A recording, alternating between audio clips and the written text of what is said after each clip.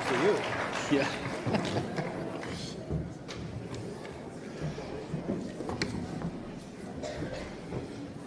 We fired the moderator, so it's my mic tonight. No, I'm just kidding.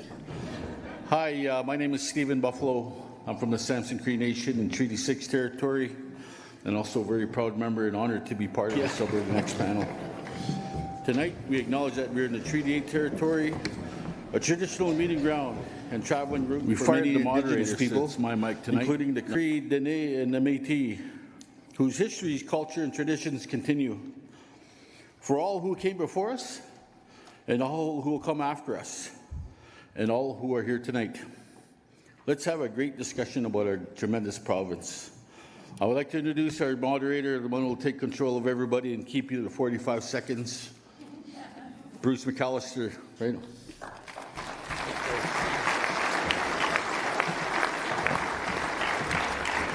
Hello, Grande Prairie. How's everybody tonight? I got to tell you, we were pumped up to come out tonight and to hear all of you clapping and your applause. That's really great, because sometimes we're dodging eggs and tomatoes, and you never know what's coming. So it seems like a friendly environment. My name is Bruce McAllister. Happy to be your moderator tonight as we talk about Alberta, our future, and maybe come up with some ideas on things that we might do better. And we're sure looking forward to hearing from you all tonight. The Premier is here with us tonight.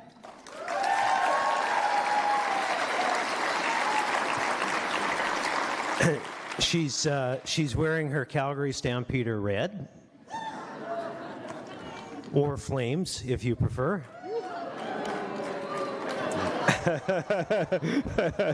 The truth is there are more Oiler fans on this panel than Flames, but we do have an amazing panel that we've assembled, folks, and they're Albertans just like you who care deeply about the province, and we reached out to them from various backgrounds and professions and asked them if they would give us some of their time to travel around, meet Albertans, give a perspective, and mostly hear the perspective of Albertans. So they've done that. We're grateful. I'm going to introduce you to them all in a moment. Promise you'll hear from them at least once tonight, some maybe a couple of times.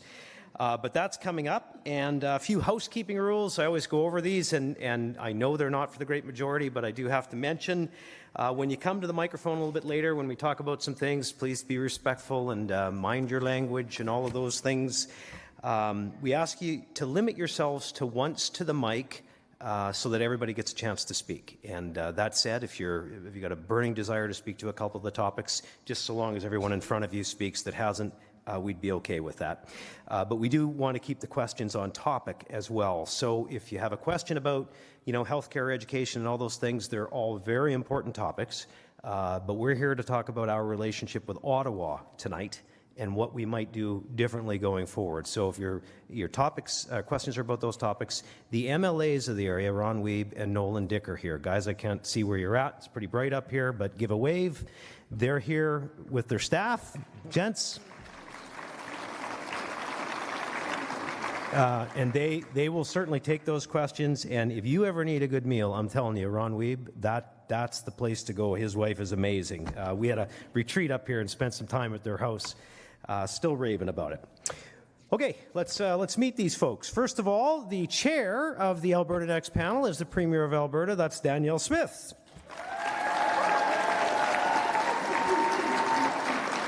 Elected in May of 23 is MLA from Leduc-Beaumont, Brandon Lunty. The president of Questerre Energy is Michael Binion. The newly elected MLA representing Olds, Didsbury, Three Hills, Tara Sawyer. A registered acupuncturist, Dr. Benny Zhu. The president of the Business Council of Alberta, that is Adam Legg. My friend, former teammate, all-around good guy, president and CEO of the Indian Resource Council of Canada, Stephen Buffalo. The Minister of Environment and Protected Areas and the lady responsible for getting Stephen Guilbeault removed from Cabinet, Rebecca Schultz, is here tonight.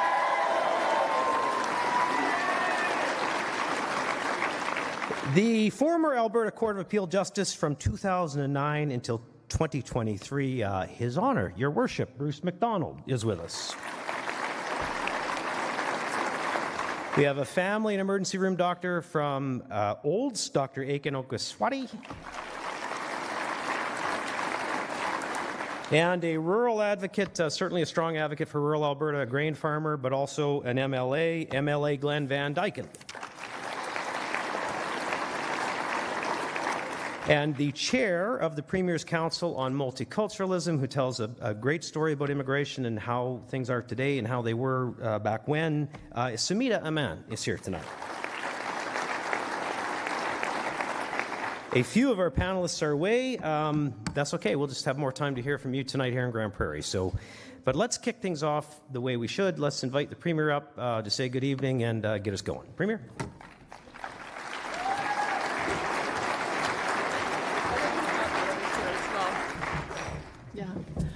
Well, thank you so much, Bruce, and thank you all for being here this evening. I should mention we have one other minister here, and that's Minister Todd Lowen, minister responsible for fighting forest fires. Thank you so much for being here, Todd. You're doing a terrific job for us. And I'm so happy to be here with my fellow Alberta Next panelists. I want to thank everyone for being here and participating in this really important process that we've been crisscrossing the province for to engage directly with you, Albertans. It is so great to be in the Peace Country tonight, and thank you for being out with us tonight, because I know we're still enjoying the last few days of summer. It's beautiful out there. You could have been doing a lot of things, and so I'm glad you chose to spend your time here with us tonight. Grande Prairie is a regional powerhouse with a young, diverse, and thriving population of ambitious Albertans. I know, because my brother's one of them. He moved up here many years ago. He's not here just yet, but it's hard to miss when he walks in the room. He's pretty tall. With economic strength and energy, agriculture, forestry, logistics, and retail, this great city has so much going for it, and there is an awful lot to protect here. These industries depend on support of governments, on stable trading relationships, access to world markets, and they may be vulnerable to the political currents that we're navigating, both federally and internationally. We want to give the people of Grande Prairie a chance to weigh in on Alberta's future, and I want to thank each of you again for coming out today to take part in this really crucial engagement process, because the conversations that we have tonight and throughout the Alberta Next engagement period, which is going to come to an end soon — this is one of our last in-person meetings, we've got one more in Calgary, and then we'll have an online one on October the 1st. They're going to help shape the future of our province, and I'd encourage you to just go look at the last time our government did a panel like this. It was the Fair Deal panel. And Albertans came up with what turned out to be 25 recommendations that have guided a lot of our work in the last 5 years. So, for instance, we had the equalization referendum that came out of a suggestion from the panel. The panel wanted us to reduce internal trade barriers, and we've been doing that all across the country. They wanted us to create economic corridors, and we've signed many economic corridors agreements, most recently with Saskatchewan and Ontario, as well as with Yukon. They wanted us to challenge federal legislation in our areas of jurisdiction. Sadly, we've got 15 lawsuits going, because that's how often the federal government has invaded our jurisdiction. We've established a chief firearms officer, which was also a recommendation from that committee. They wanted us to create a presence in Ottawa, which we have. We now have an office there. Diversify our energy sector. We have done that in spades. Relentlessly pursue more market access. I've been talking about doubling our oil and gas production, and I'm hoping for a breakthrough. And also referenda and citizen-initiated referenda. Those are all ideas that came out of the Fair Deal panel. And it's just an example of the kind of thing that we're hoping to be able to get out of our engagement with you tonight. For the last 10 years, of course, Ottawa has taken direct aim at Alberta's core industries through the federal government, with Bill C-69, the No More Pipelines bill, to the tanker ban, the oil and gas emissions cap, which really works like a production cap, and their net zero mandates on electricity and vehicles, just to name a few. In just the last 10 years alone, the result has been more than $500 billion in global investment capital has disappeared. It was destined for our resource sector, but instead it went elsewhere. That's cost us hundreds of thousands of jobs. It's cost us hundreds of billions in GDP, as well as royalties that would have allowed for us to invest more in healthcare and education and other important public infrastructure.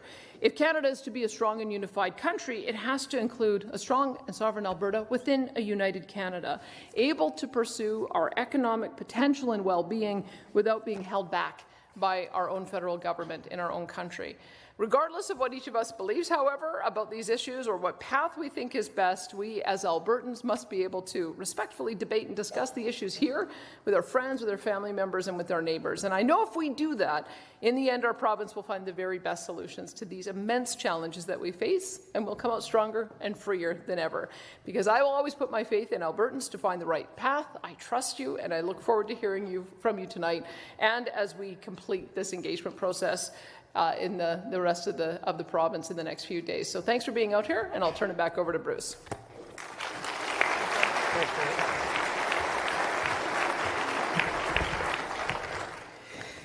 Thank you, Premier. Okay, so I'll explain sort of how things are going to go tonight, or at least how we hope they are. So we have 6 topics to discuss, and we've got a video for each topic, and we'll play that video. And when it's playing, if you'd like to speak to it, come on up to one of the 2 microphones situated here in the room, and we'll let you say your comments when the video is done. We've allotted 45 seconds for everybody to talk. We've kind of found that to be the sweet spot. There will be some of you, no matter how many times I tell you, that go like a minute and a half, and we do our best to try and let you finish and wrap up your thought, but please 45 seconds, and then we get to as many people as we can. The topics are, the first one will be equalization and transfers. We'll talk about a proposed Alberta pension plan. We'll talk about a proposed provincial police force. I know you'll have something to say about that and how things are going here. Constitutional changes is a topic, immigration reform in this country and province, and provincial tax collection. And if you have something to say about Ottawa and Alberta, and one of those topics doesn't cover it, we have 15-20 minutes at the end where we'll open it up to come back to those that didn't quite get in time, or to those of you that might have something else to say about Ottawa. So that's how it's going to go, about 45 seconds or so. And a reminder, local issues, there are some big ones going on provincially. Those we'll save for another time, or certainly get your MLA to help you with. So when I cut somebody off for that, don't give me heck. I warned everybody, okay? It's about our province's future with Ottawa, and truly, we get some great ideas from Albertans. So maybe you have some to share with us tonight. You don't have to ask a question. You can merely make a comment, but we'll give you that 45 seconds, and we'll get going. So with that, why don't we roll the first video tonight, and it is on equalization and transfers. Our next topic is reforming federal equalization and transfers. Since 2005, Alberta taxpayers have contributed, on average, $23 billion more per year to the federal government in federal taxes than they received back in projects, benefits, and other spending from Ottawa. That's a net loss to Albertans of nearly $500 billion in just 20 years.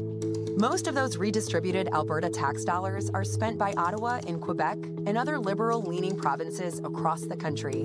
And part of that massive fiscal transfer out of Alberta comes through the Federal Equalization Program, which has seen Alberta pay over $67 billion into the program since 1957, while receiving back not a single penny since 1965. In 2021, Albertans voted in a referendum to remove equalization from the Constitution, but Ottawa completely ignored us. So what next? Alberta can't stop these federal transfers on its own.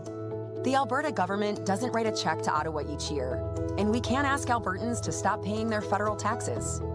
The fact is, fixing this problem will require political support from other provinces.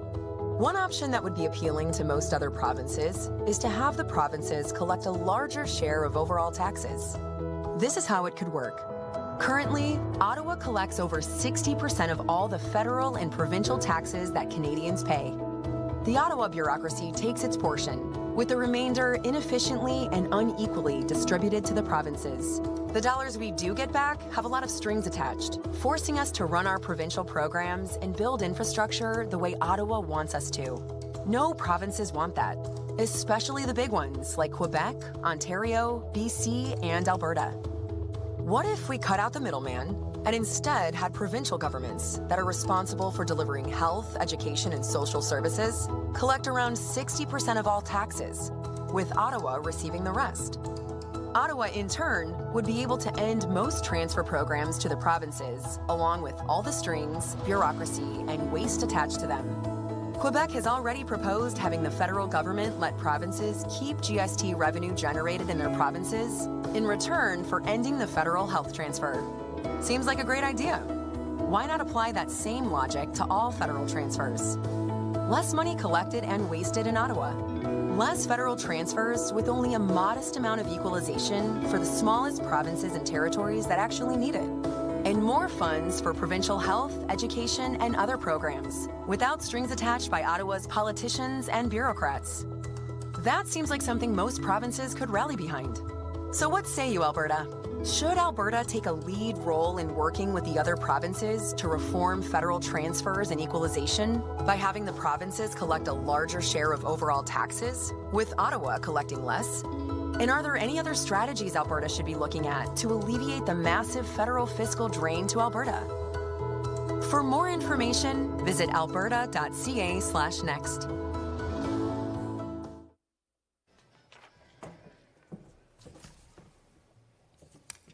I don't see anybody at the microphone. Oh, yes, we do. Okay.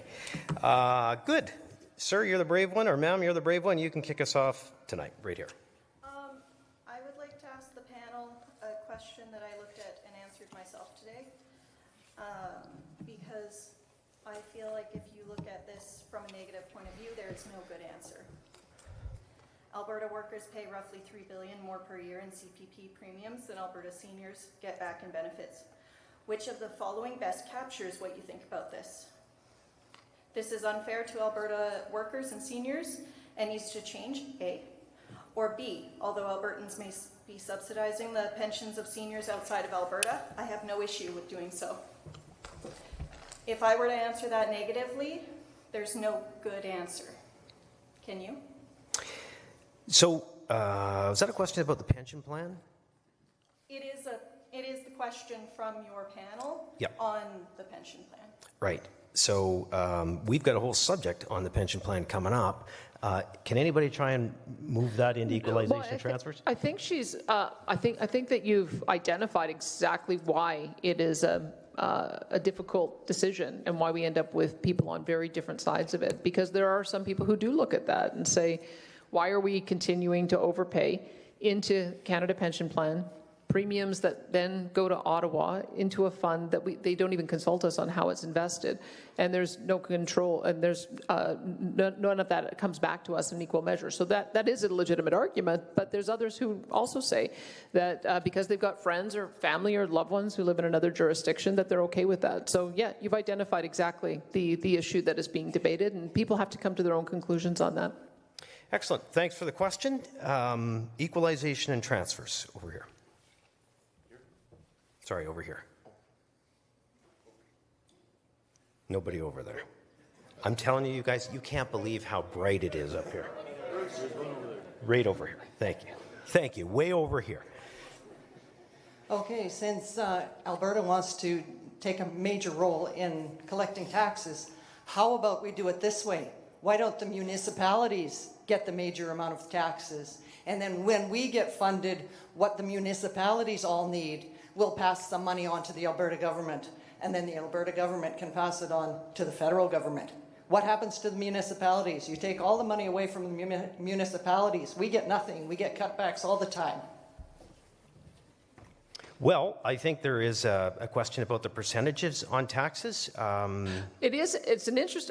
First of all, I would say this, that the areas of provincial responsibility are very expensive.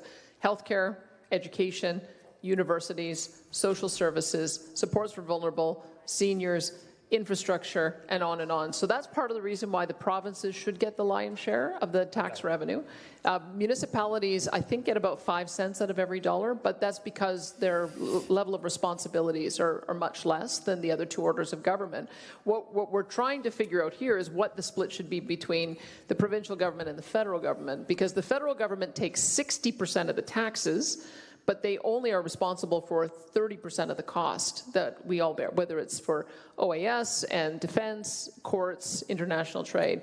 So what they do is they overtax, and then rather than give us back an equal share, even on a per capita basis, They use the excess to fund programs in Eastern and Central Canada. So that's, I think, part of what we're proposing is how do we align the areas of responsibilities with the tax revenues. I suppose we could have that same argument or that same conversation at the municipal level, but the municipalities do exactly what we want Ottawa to do. Municipalities collect all of the education portion of the property tax, and then they remit to us. That's what we're saying, is maybe we should remit all of the taxes and then just remit to Ottawa the share that we owe them, which would only be 30% rather than the 60% they're taking now. Excellent. Michael, I'll save you for a minute. Let's go over to the mic. Thank you. It's unfortunate Trevor Toombs not here. I did some reading of some of his work for the Calgary Policy School, and he was very clear that one of the ways that Alberta could reduce the amount that goes out of this province in terms of equalization would simply be to have a tax structure that's more similar to other provinces. We have a tax structure, and I think there's actually a chart in your own budget that says it's well over $10 billion. It's something in the neighborhood of $19 billion. That we're lower than the next lowest. Why don't we simply alter our tax structure so we can get doctors here in Grande Prairie, so we can have students funded at a higher level than the lowest in Canada? Let's just change it ourselves and not worry about Ottawa. So raising taxes will fix our problems. Well, Well, I mean, we're going to debate from the chair. I'll say raising taxes would yield you more money, and it would make it. And again, this is Trevor Toombs' analysis. Well, that is one way. So less money would go to Ottawa in equalization. He says that as a solution himself. Well, I wish he was here to handle the question. He's not, but go ahead, Premier. Well, what I would say is that the big area where we do not tax that other provinces do is having a PST, a provincial sales tax, or a harmonized sales tax. In most other jurisdictions, it's 7, I think, to 8%. So I could do a straw poll right now, because we also have legislation saying we can't impose a provincial sales tax without a positive affirmation from the people. So maybe we'll do a straw poll. How many of you would vote yes to institute a provincial sales tax? So that's part of the reason, because I think it may well change the calculation so that the pot of money that gets distributed differently, but it just means, but it wouldn't cause Ottawa to tax us any less. They would still tax us the same amount. This would just be layering on. What we're telling Ottawa is vacate some of your tax room back to us so that we can pay for our areas of jurisdiction, similar to what some of the agreements that Quebec has negotiated. Sort of like tariffing our own goods to punish our own people. Go ahead. So it's maybe a little off topic, but it's equalization for rural Alberta versus the cities. As northern and rural Albertans, we know what inequality feels like. Just as Albertan isn't treated fairly by Ottawa, the north and some of rural Alberta isn't treated fairly within our own province. Maybe a little off topic? A little bit. I'm speaking about electricity distribution costs, which are 3 to 5 times higher in northern Alberta than other regions. So here in the north, we help produce the natural gas that heats all the homes, the forestry projects that build them, and grow the food that feeds them. So why can't we be treated fair in rural Alberta? Here's the thing. Premier, I know you want to speak to this, but if I don't do this now, this will continue with a bunch of people. We won't get to the discussion that we want to have, which is with Ottawa. So go ahead and address that question, because it's... I'll be very quick. Yeah. I can tell you that Ron Wiebe and Nolan Dick raise this frequently. Yes. And we have been working on a number of different solutions on that. You're quite right about the distribution charges and the inequity there, and we are hoping to have a solution in the fall, because we're hearing that we're losing businesses, and it's difficult to attract people here with that differential. It's quite a bit higher than elsewhere. So thank you for raising it. And I know you're absolutely right that by having this conversation about fairness between regions at the national level, it doesn't surprise me that it came up here as well. So thanks for raising it. Okay. And Nolan is here, so follow up by all means. Nolan and Ron can follow up with you. They're great advocates. Is this a good time, Michael, to ask you about inequities? And you're talking about Quebec. Maybe give some perspective on what you've seen through your work. Right. Well, this is because I have a gas discovery in Quebec that they won't let me produce, so I've spent a lot of time understanding what's going on there. I just channel Trevor Toome for a second, and this applies to Quebec as well, because one thing he does say every panel is that just a 2-cent increase in the price of electricity in Quebec would change equalization for Quebec by $4 billion, and Quebec would still have the cheapest electricity in Canada. So that gets to the formulas. I think Trevor Toome's papers, and I'm busy writing an op-ed together with him right now on the Alberta pension. But I think what he's actually said is that if we had higher taxes in Alberta, it would maybe help us with things like a bigger heritage trust fund, because the way equalization works is it's based on your capacity to tax, not the actual taxes you choose to do. But an exception is resources like Hydro-Quebec. And can I go on, Bruce? Oh, yeah, it looks like I can. Yes, you can. But the other thing, the point that I make being in Quebec is 15 years trying to produce, one of the largest gas discoveries in Canada, which, by the way, would be worth billions of GDP to Canada or to Alberta because of the services that would be needed there, is that we had a former premier of Quebec, but the premier at the time, Pauline Marois, say that why should Quebec develop its resources or develop its oil and gas before we separate, because we just would end up reducing our equalization and giving it back to the country. So that tells you that there's a problem with the formula. Thank you, Michael. Okay, let's go over to this mic. Go ahead. Hi. I love Alberta, but I am worried about the direction we're going. My son was taught by bus drivers for an entire week.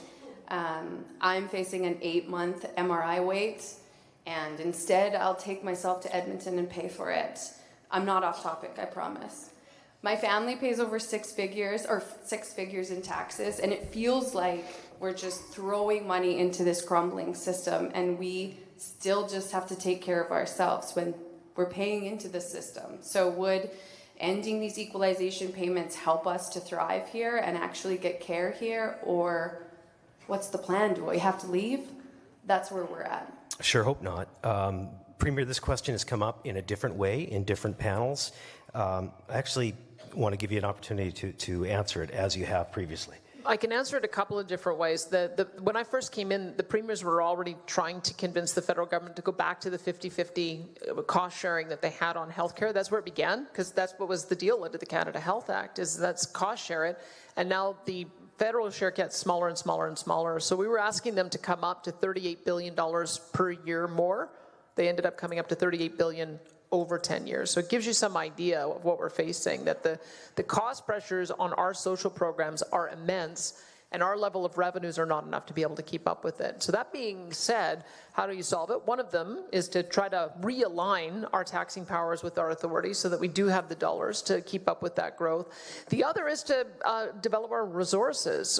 If we had built the Northern Gateway, the Energy East pipeline, and the Keystone XL pipeline, that would have been 2.5 million barrels more per day that we were producing. The math on that at today's prices is about $55 billion a year in GDP. Governments get about 40% of that revenue. Feds and us split it 50-50, so $10 billion more per year in revenue would go a long way to help with healthcare and public infrastructure and education. Now, I can tell you all of the provinces are stretched. Just look at Quebec. Even with its massive equalization transfers, they're still running an $11 billion deficit this year, as is British Columbia. They just announced an $11 billion deficit, and we're on track to $6.5 billion. That's a demonstration that the responsibilities we have are just completely mismatched with the revenue capacity we have. So yes, if we could build more, get more revenue, or have this transfer of dollars, we'd be able to invest more in the things that people care about. Stay though, please. We need more people like you. Over here. To the Premier's point about deficit, the reality is Quebec is patting themselves on the back for an $8 billion surplus. At the same time, we have an $8 billion deficit announced. I'm sure somebody can shoot me down in terms of royalties on oil and gas versus taxes. I just see royalties as being another tax system. Our oil and gas was basically deemed a Canadian resource. Hydro-Quebec, water, that's not a Canadian resource. BC trees aren't a Canadian resource. How about maple syrup? If you want a pipeline to the east, tell the federal government to pick up their bitumen at the Alberta-Saskatchewan border, and they can sell it at whatever price they want. Help me understand, if we have to pay them in money, some kind of financial transfer, or can we pay them in bitumen?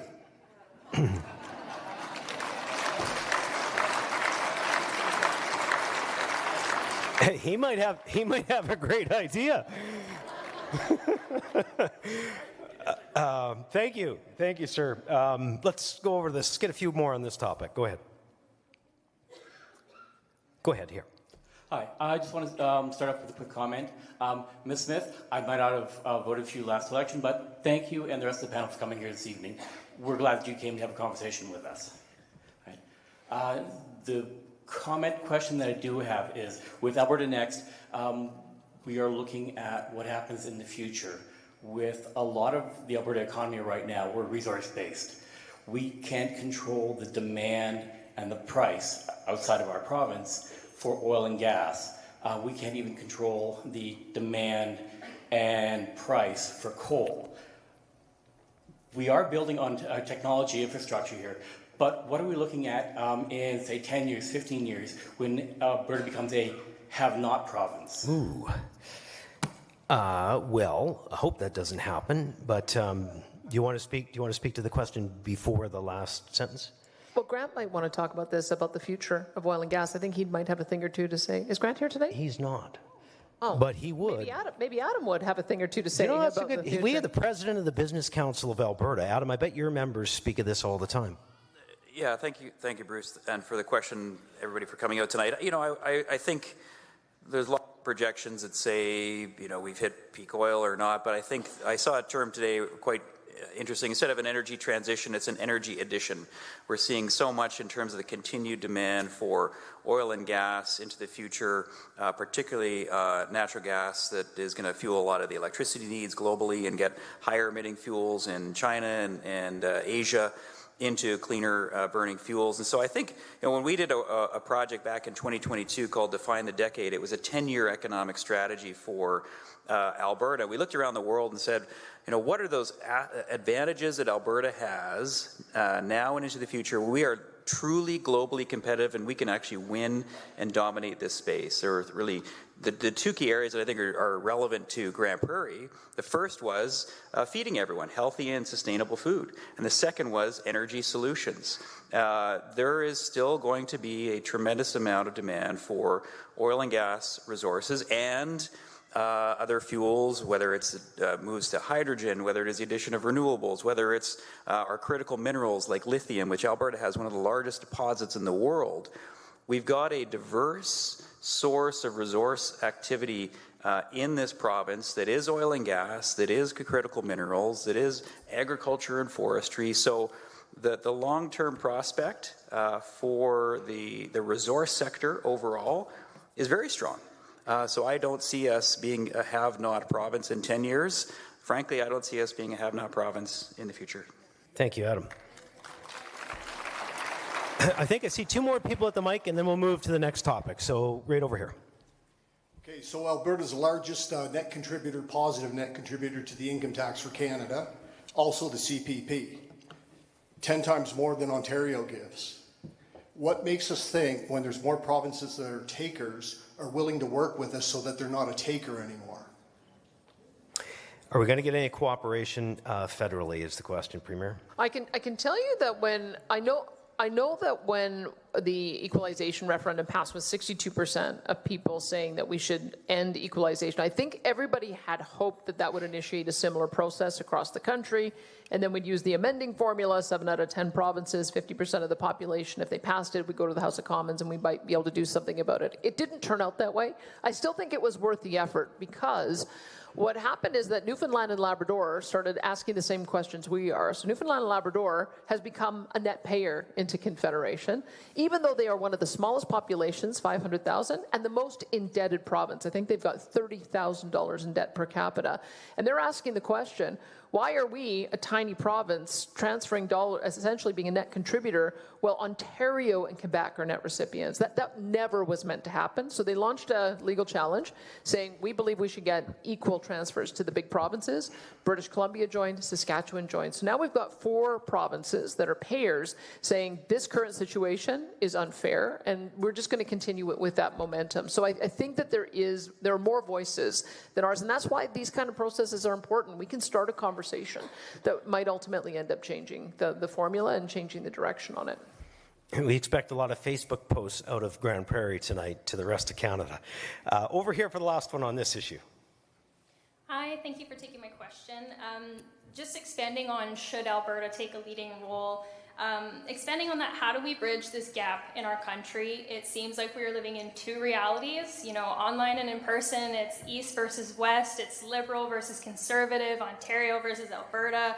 Talking to people in other provinces, you see it in comment sections. Many people just can't believe that Albertans have honest, good faith reasons to be disgruntled in this country, so much so that they're contemplating leaving, they're contemplating separating, they're contemplating moving away. So how do we get out that message? How do we bridge that gap across our country and kind of shed this image that people have of Alberta? I was hoping you could tell us. It's the $1 million question. It's what we're trying to get to by speaking to so many of you. But Premier, you're sure taking a lead role. Wouldn't you say this Premier's taken a great role in talking to the rest of the nation about what we're doing? Are you going to continue traveling around speaking Alberta's story? I worry that I'm not monopolizing the panel. I know that Michael would have lots to say about this because he's been involved in a lot of advocacy efforts across the country. So I think he's been able to identify areas where we have more agreement than disagreement. And that's what I would say is that the online discussion and the discussion taking place in the media is very, very different than I think how regular Canadians look at it. We did some polling asking, do you want to build more pipelines to get oil and gas to market? And over 70% of the public said yes. Even in Quebec, 58% of people said yes. So sometimes the loudest voices don't represent the general view of regular folks. And I think that that's part of it. And that's why I'm very encouraged, is that the debate has now changed. All of the premiers, it doesn't matter what political stripe they are, all of the premiers have projects that they want to put forward that are resource development, that are job creating and wealth creating, and we're now finally at a point where we're seeing some of those get approved. So that's why I have a lot of encouragement that we're going to get there, because my sense of it from Albertans, and because we've seen this before, the last time independent sentiment rose to a fever pitch was in the 1980s when there was a national energy program. That was when even a separatist got elected into the legislature in Old Didsbury Three Hills. But as soon as Brian Mulroney came in and ended the national energy program, that sentiment dissipated, and we went on to have a lot of success over the intervening decade that happened after that. So I think Albertans just want to be able to create wealth. I think they don't mind sharing it so much as long as they can create it in the first place. But when they hear the federal government and other provinces say, we don't want you to develop your resources, but keep sending the money, that's what's caused the aggravation over the past 10 years. And I think we can correct that if we just build a few things. Thank you, Premier. So just before I get to the polling question, I just want to make a point. Some people wonder how we're so how we disagree from coast to coast. Sometimes it's the mainstream media, frankly. In the last week, I've read 2 things from the same network, one saying that ice cream is a reason for climate change or a contributing factor, and another that fossil fuels harm your health from cradle to grave. And I think about all the people fossil fuels are helping around the world, and they were both tweeted out from a major news network. So that's part of the problem. Here's the question. Should Alberta take a lead role in working with the other provinces to reform federal transfers and equalization? Who says yes? Who says no besides the one fella? The ayes have it. Okay, the next topic for discussion, here's the video on a proposed Alberta pension plan. Our next topic is creating an Alberta pension plan with the same or better benefits than the Canada pension plan. With a younger and more productive workforce, Alberta workers contribute about $3 billion more each year to the Canada pension plan than Alberta seniors receive in benefits. Alberta has the constitutional right to exit the CPP. And if we did, federal legislation says that Alberta would be entitled to a sizable share of the CPP assets that we could use to start our own provincial pension plan, so long as we guarantee comparable pension benefits for seniors. Quebec made the decision to start its own pension plan decades ago, and they have an agreement with Ottawa so that all retirees receive their full pension benefits, whether they worked in Quebec, retired there, or some mix of both. Alberta could negotiate a similar arrangement with Ottawa if we created our own pension plan. There are more factors to consider as well. Currently, virtually all investment decisions and management of the CPP is conducted by folks working in Ottawa and Toronto rather than Alberta. While the CPP's mandate is to maximize pension returns, in recent years, the CPP annual reports have shown an increasing focus on emissions reductions and DEI concerns, which do not always result in the highest rate of returns for the pension plan. CPP management has also become bloated and expensive. 20 years ago, the CPP had only 150 employees, with operating costs of $118 million. Today, it has ballooned to more than 2,100 employees with operating costs of about $6 billion. If Alberta opted to commence its own pension plan, the fund would be managed out of Alberta by Albertans, and investments could be focused exclusively on maximizing returns rather than adjusting for carbon dioxide and DEI-related objectives. With that all said, the CPP has consistently generated healthy returns and is a stable and critical source of income for seniors in Alberta and Canada. So, what are the benefits of Alberta choosing to withdraw from the CPP to create its own pension plan? 1. A big upfront payout. Alberta would get back a significant lump sum by exiting the CPP. The chief actuary in Ottawa has indicated our share would be at least $140 billion. That's plenty to start and build a strong Alberta pension plan from day one. 2. Better benefits for seniors, lower premiums for Alberta workers. Thanks to our younger, more productive population, an Alberta pension plan could result in Alberta workers paying lower pension premiums on their paychecks, or seniors enjoying higher pension benefits, or a mix of both. 3. Local control and boosting our economy. An Alberta pension plan would be managed right here at home, creating more jobs and growing Alberta's financial sector. We would also be insulated from the economic and demographic decline in Canada. Our investment decisions could also be steered clear of ideological decision-making and instead remain focused on the long-term rate of return for Alberta pensioners. But there are some risks to consider. 1. Uncertain payout. The CPP exit rules aren't clear in the federal legislation, and Ottawa is notoriously anti-Alberta with its decisions. So the size of the lump sum Alberta is offered could be lower than it should be. This could result in a lengthy court battle with the federal government, and it could lower our ability to increase benefit payments for seniors or lower premiums for workers. 2. Long-term risk. As with any pension plan, if the plan is mismanaged or Alberta's economy and demographics fall behind Canada, premiums would have to rise in the future in order to guarantee our seniors the same benefits they enjoy today under the CPP.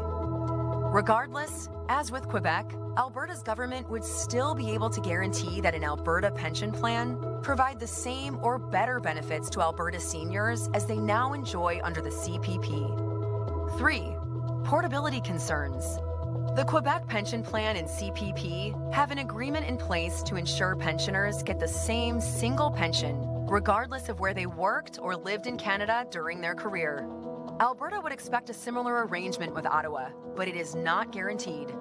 So, should Alberta withdraw from the CPP and use Alberta's portion of the CPP to create our own Alberta pension plan? Or should we continue with the CPP as we do now?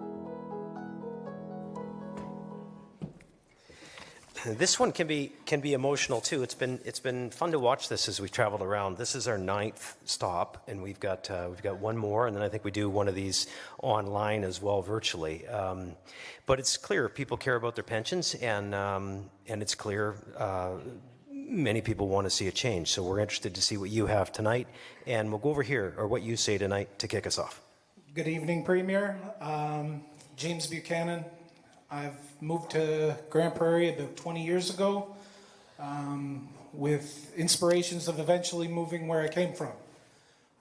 Just curious how it would work if I was lucky enough to leave before retirement. How would the payments work? Would they be equivalent to the same as the rest of the population? And basically, how would it be a lump sum I would receive, or would it be a monthly payment that I would get? Lots of questions. Is Andrew Judson here today or no? Am I having to cover for Andrew as well? Okay, well, let me tell you what Andrew might say.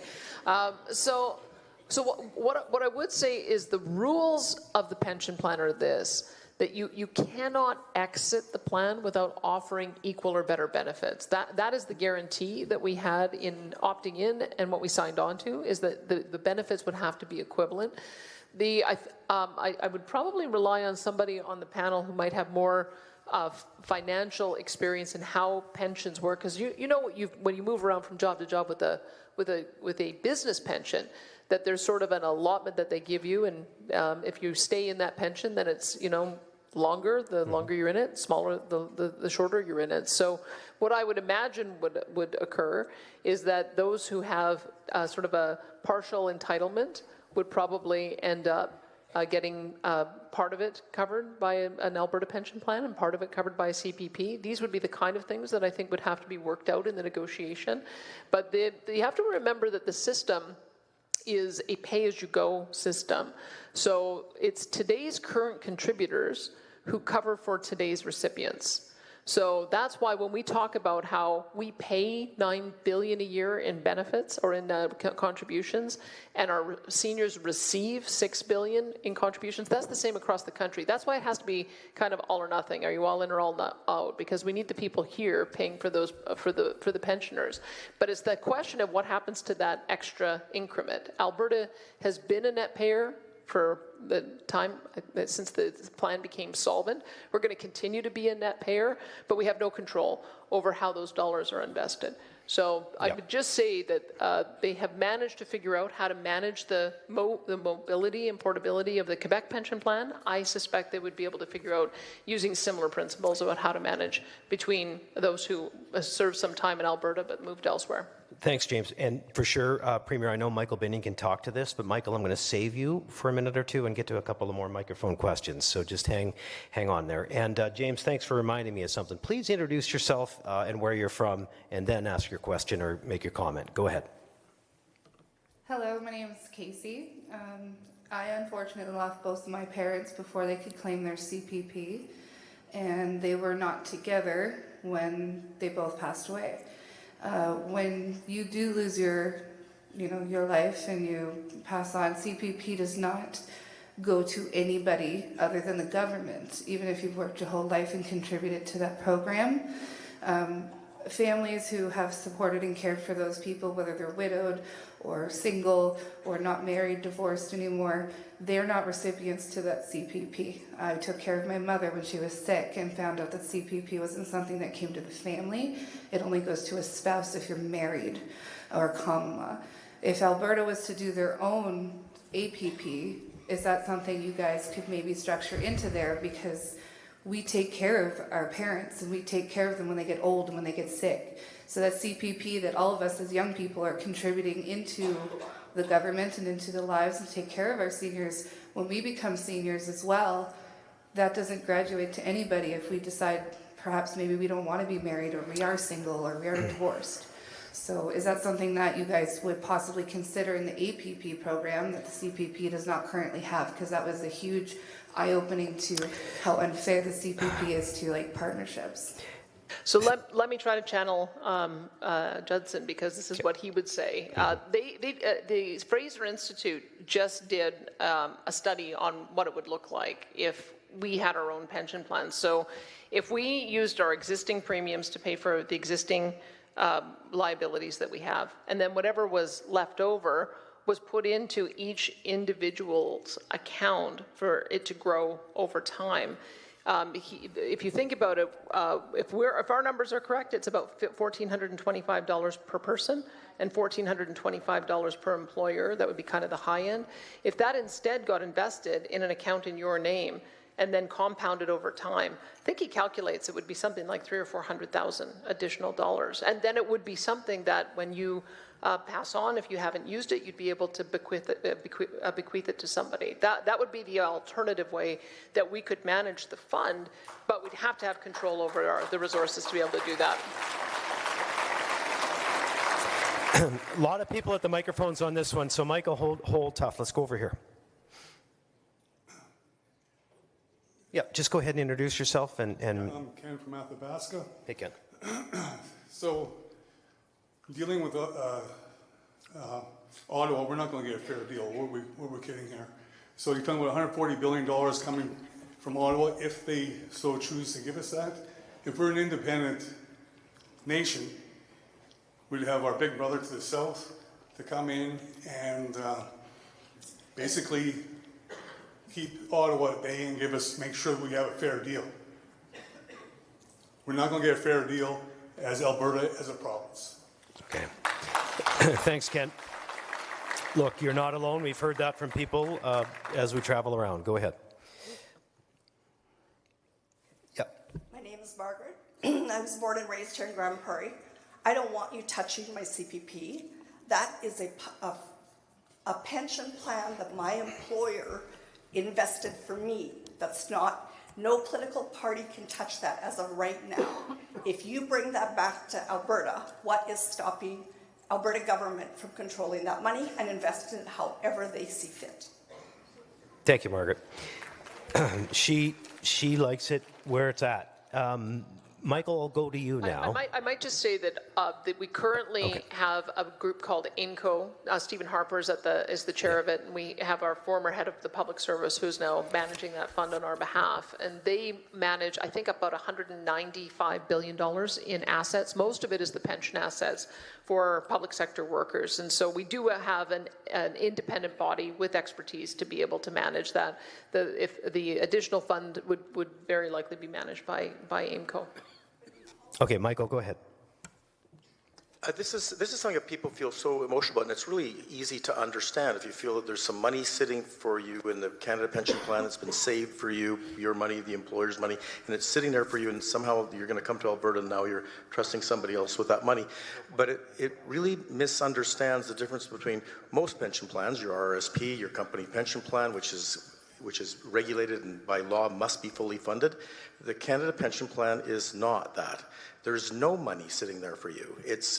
You are relying completely on a government promise to pay those benefits, because right now every cent that goes in is paid out, and the only reason that there's a big fund there is it's to keep the amount we pay in below the statutory minimum. Without that fund, we'd be contributing 15-20% of our income to make the Canada Pension Plan work. So that money's not sitting there for you. There's no account with your name on it. This is the big misnomer that people think that what you're really relying on is simply a government guarantee that they will cause future young workers to pay for your retirement when you retire. So this is, I guess you could say, well, and Trevor too makes this point, perhaps relying on a federal government guarantee, even though financially they're much weaker today. Who knows, maybe in the future they'll be stronger and we'll wish that we'd relied on their guarantee.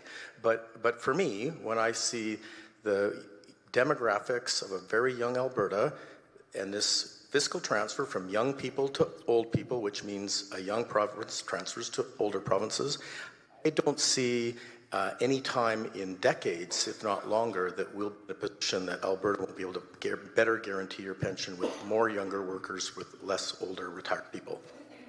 Thanks, Michael. I'd like to get to a couple more from each, if I could. Right over here.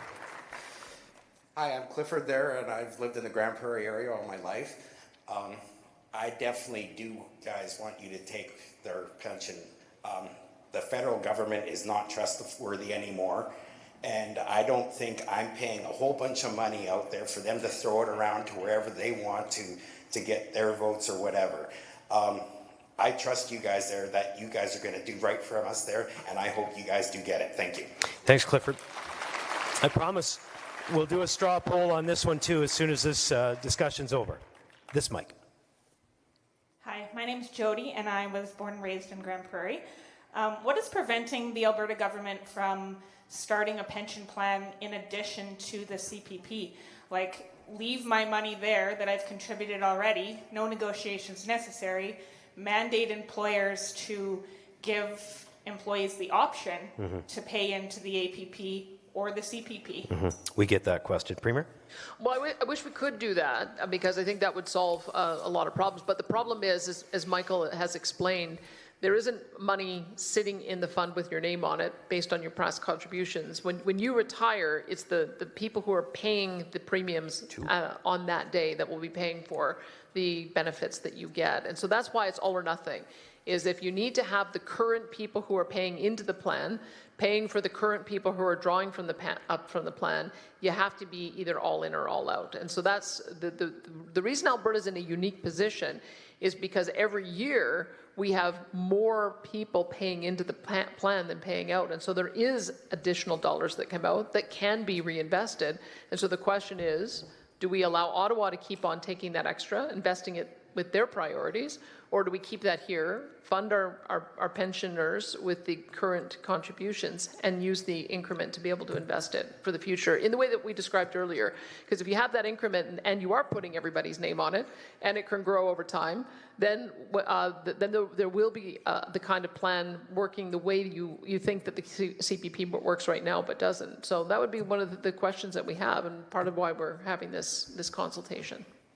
See a lot of people in the line. We're not going to get through everybody, and I'm going to have to ask some of you to come back up again at the end. But let's try at least a couple of more before we go back to the panel, starting on this side. Good afternoon. My name is Sylvia, and I think Mr. Michael may have answered my question already. With registered retirement savings plans, they're registered in your own name. With programs like registered disability savings plans and registered education savings plans, that grants and bonds come from the government in matching contributions, would that be secure as well?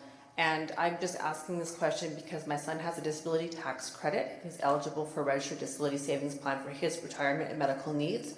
When speaking with somebody from Quebec on a holiday in Jasper, they said they were uneligible for those kind of benefits because they weren't in the same agreement with the federal government. No, that's a tough one. Michael? I suspect those two plans, because they're registered, so those would be something that would be done through the Canada Revenue Agency. And part of the reason why Quebec may not have those plans is because they also collect their own personal income taxes. And they do that so that they can have their own programs. And it sounds like choose not to have some of the programs that the federal government has. But those would be quite a different discussion from the CPP, because those are two different instruments. And because they're registered, it is a pot of money in the name of the person who's the beneficiary to that. Okay, I want to take one more at least over here. I don't have a question as much as I have a comment. My son's 7, 23 years, I'll be 65. I don't feel like I will get my CPP, and I do fully support an Alberta pension plan. Not only just because I know I'm not going to get it. When my birth mother passed away, the little bit of CPP she should have got, in my statement after her account closed out, said they overpaid her in CPP and climate incentive and kept what money was there. So I didn't even get anything. So that's just my thoughts on having the Alberta pension plan. Thank you, and sorry to hear that. That's why we're having this discussion, though. So here's the question. I think I know where this is going. And for those of you that didn't get to the microphone, I apologize. We went a little long on the first one, so I'm going to make up a little bit of time. But you can come back at the end. Here's the question. Should Alberta create a pension plan with the same or better benefits than the Canadian pension plan? Should we do that? Yes. Who says nay? Excellent. Okay, we're off and rolling. Let's go to the next video, and this one will mean a lot to you here, and we're going to look forward to some great commentary. It is on the possibility of a provincial police force. Our next topic is the potential creation of an Alberta police service to take over community policing from the RCMP. Today, roughly 80% of Albertans are served by local municipal police services, such as the Calgary, Edmonton, and Lethbridge City Police Services. However, Albertans living in most rural communities and a few mid-sized cities like Red Deer, Fort McMurray, and Airdrie are policed by the RCMP under Alberta's policing contract with Ottawa. And as is the case with most federal agreements, Alberta is getting shortchanged. To be clear, RCMP police officers and staff aren't the problem. They do all they can to protect us with the resources they have. The problem is Ottawa.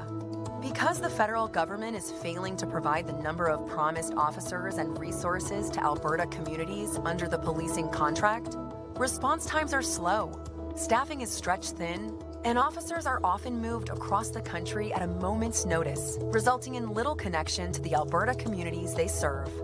Furthermore, because of French language requirements, English-speaking Alberta officers do not qualify for senior RCMP positions. And ultimately, the RCMP's policing priorities are chosen by the federal government in Ottawa, rather than the provincial government in Alberta. Even the federal government itself has recently stated the RCMP should transition away from contract policing when current agreements expire in 2032. Ontario and Quebec have had provincial services for over 100 years. Why not Alberta? So, what are the benefits of Alberta withdrawing from the federal policing contract and creating our own provincial police service to provide community policing? 1, more local, more accountable. An Alberta police service would be run by and for Albertans, accountable to our province, and not to the federal government in Ottawa. Police officers and support staff could build long-term careers in the Alberta communities they know and love. And any current RCMP officers and support staff working in Alberta would be invited to join a new Alberta police service. 2, safer rural communities. With local recruitment and stable placements, rural response times would improve considerably from where they are now, and coverage would become more reliable and tailored to each municipality and region. This is especially important in underserved rural Alberta communities. 3, flexible, made-in-Alberta solution. Most Albertans already have local police services. The province would assist larger communities like Red Deer, Fort McMurray, and Airdrie to transition to their own police services, while smaller, rural communities would be policed by the new provincial police service. And of course, nothing would change for Edmonton, Calgary, and other communities that already have municipal police services in place. But there are also potential drawbacks to consider. 1, startup costs. Establishing a new police service requires significant initial investment. Hiring officers, buying equipment, building training infrastructure, and training personnel. Ultimately, the startup costs could reach into the hundreds of millions over several years. 2, loss of some federal operational funding. The federal government currently covers 30% of RCMP contract policing costs. It is therefore likely that there will be additional ongoing operational costs for the province. However, municipalities would not be saddled with those costs. So, should Alberta create an Alberta Police Service to take over community policing from the RCMP? Well, we're really interested in hearing your story tonight in Grande Prairie. I know you guys are undergoing some change here, and so before we kick this topic off, I want to make a very important point, which we do at every one of these that we do. When we talk about the RCMP and a local Alberta force, it's not because of anything the men and the great men and women of the RCMP are doing in protecting and serving us. It is because of the bureaucracy and maybe a different system that would serve us better. So. Just want to make sure all of our officers feel that from us, and I know they feel it from you as well. We'll start over here, and then we've got some great panelists to bring in on this one. Hello, my name is Stacey Messner. I'm Deputy Mayor for the town of Grimshaw. Our council has a lot of questions, but we'll just ask one right now. Currently, we have a regional policing approach with the RCMP stationed in Peace River, and some residents think that if we just model what the RCMP has done by having a regional detachment under the APS, that we would still have the same issues. Long response times, not enough boots on the ground, and still way too big of an area to monitor. Is the idea that the sheriffs and the APS be stationed regionally? And if so, how would regional detachment model be any different than the level of police service that we are currently experiencing with the RCMP? Can you just stay? Yeah, can you just stay there so we can maybe chat about some of the options? Because I can tell you what we're watching with Grande Prairie is that they had a complement of RCMP, as I understood it, of 55. They did their assessment of what it was going to cost. They thought they'd be able to save some money by going to their own police service, and instead they decided to increase their complement. So if I understand it, they're coming up next year with 90 officers, and then they're going to be able to grow to 110. So so that's just one thing that I would say is that because the cost of an RCMP officer is now about $203,000 for an officer all in, so it's the most expensive officer that you can pay for in the country. And we don't have control over those costs because remember it's a federal union, and so it's the federal government who makes those decisions, which is why all of the municipalities are seeing a big increase and been trying to warn. But what that shows me is that the larger cities can actually get more police for the same amount, and they had 200 people who applied for those jobs when they went out. So there's two things I'd say. Number one, I think you'd be able to get more officers if you did stay with the regional. But number two, why wouldn't you potentially contract with the new Grande Prairie Municipal Police Force and see if they could also be able to provide that extra backup? Not sure. I guess we're exploring all options just like you are. We are a community of just over 2,600, so we fall under this mandate of under 5,000 population. So that's all the information we have in front of us right now. So we're not really sure what options are available to us. So. Well, I can tell you that there is one small town in southern Alberta that was just told, even though they pay $1.4 million for their policing, they're told that they're not going to have a single RCMP officer available in their detachment for the next 3 months. So I can tell you, we'd be able to do a whole lot better than that. That's it. So, yeah. and that I think is a common story in the underserviced detachments all over the province, unfortunately. Here's one thing I know we can commit to tonight, though. Thank you for coming up to the microphone. Nolan and Ron are here, so make sure you connect with one of them.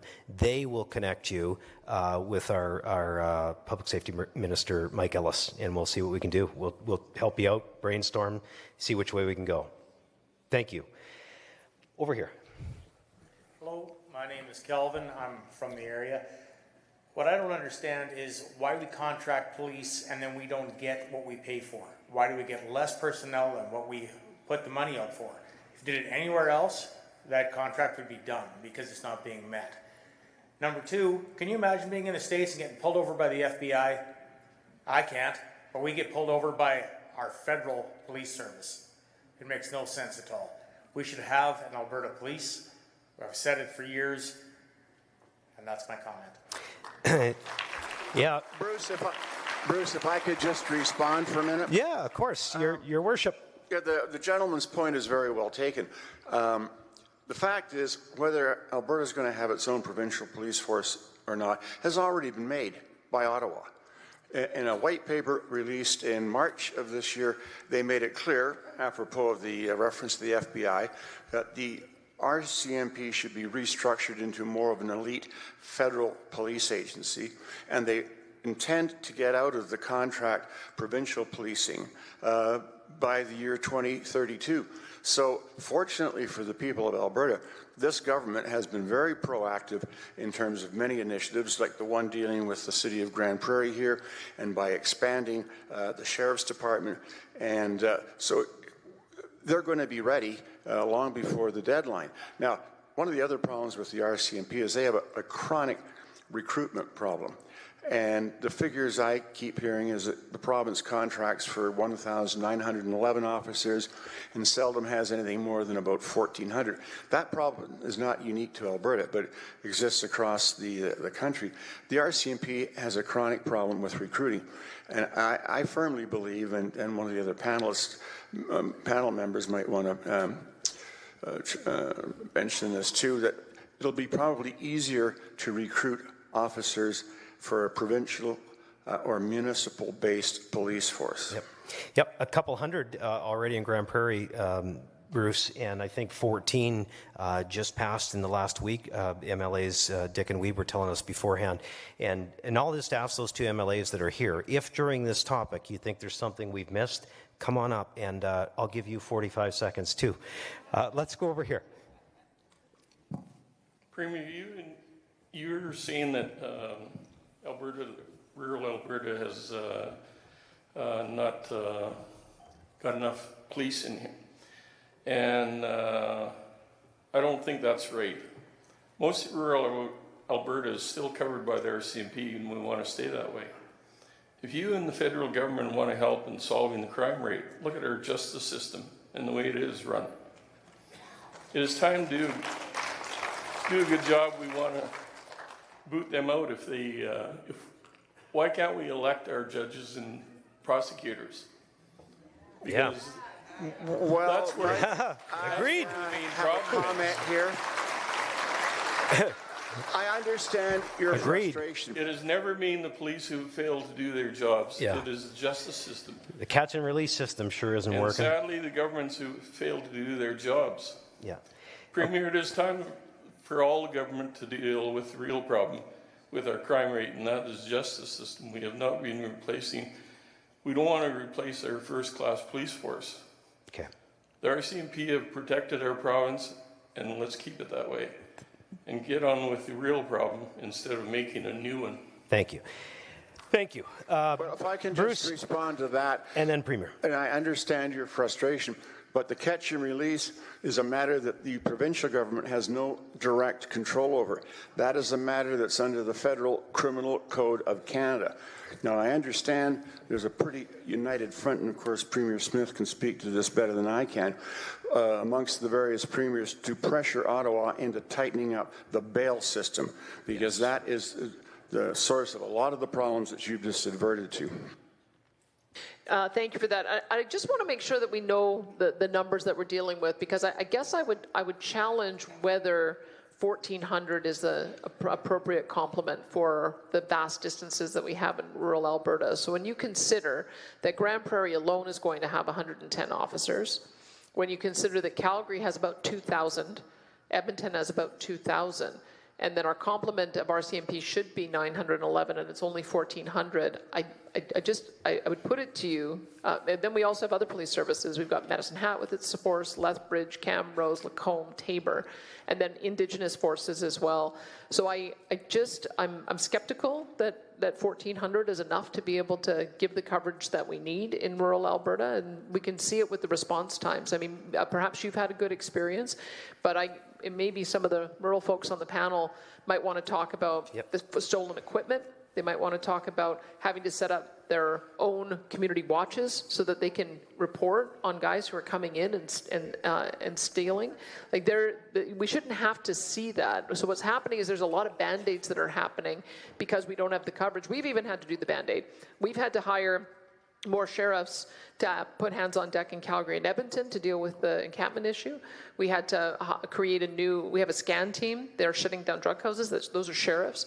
We had to create a fugitive apprehension team to be able to get the bad guys who are out on warrants. We've caught thousands of bad guys. Those are our sheriffs. And we had to create a border control as well. We had to hire 50 officers so that we could do more border control.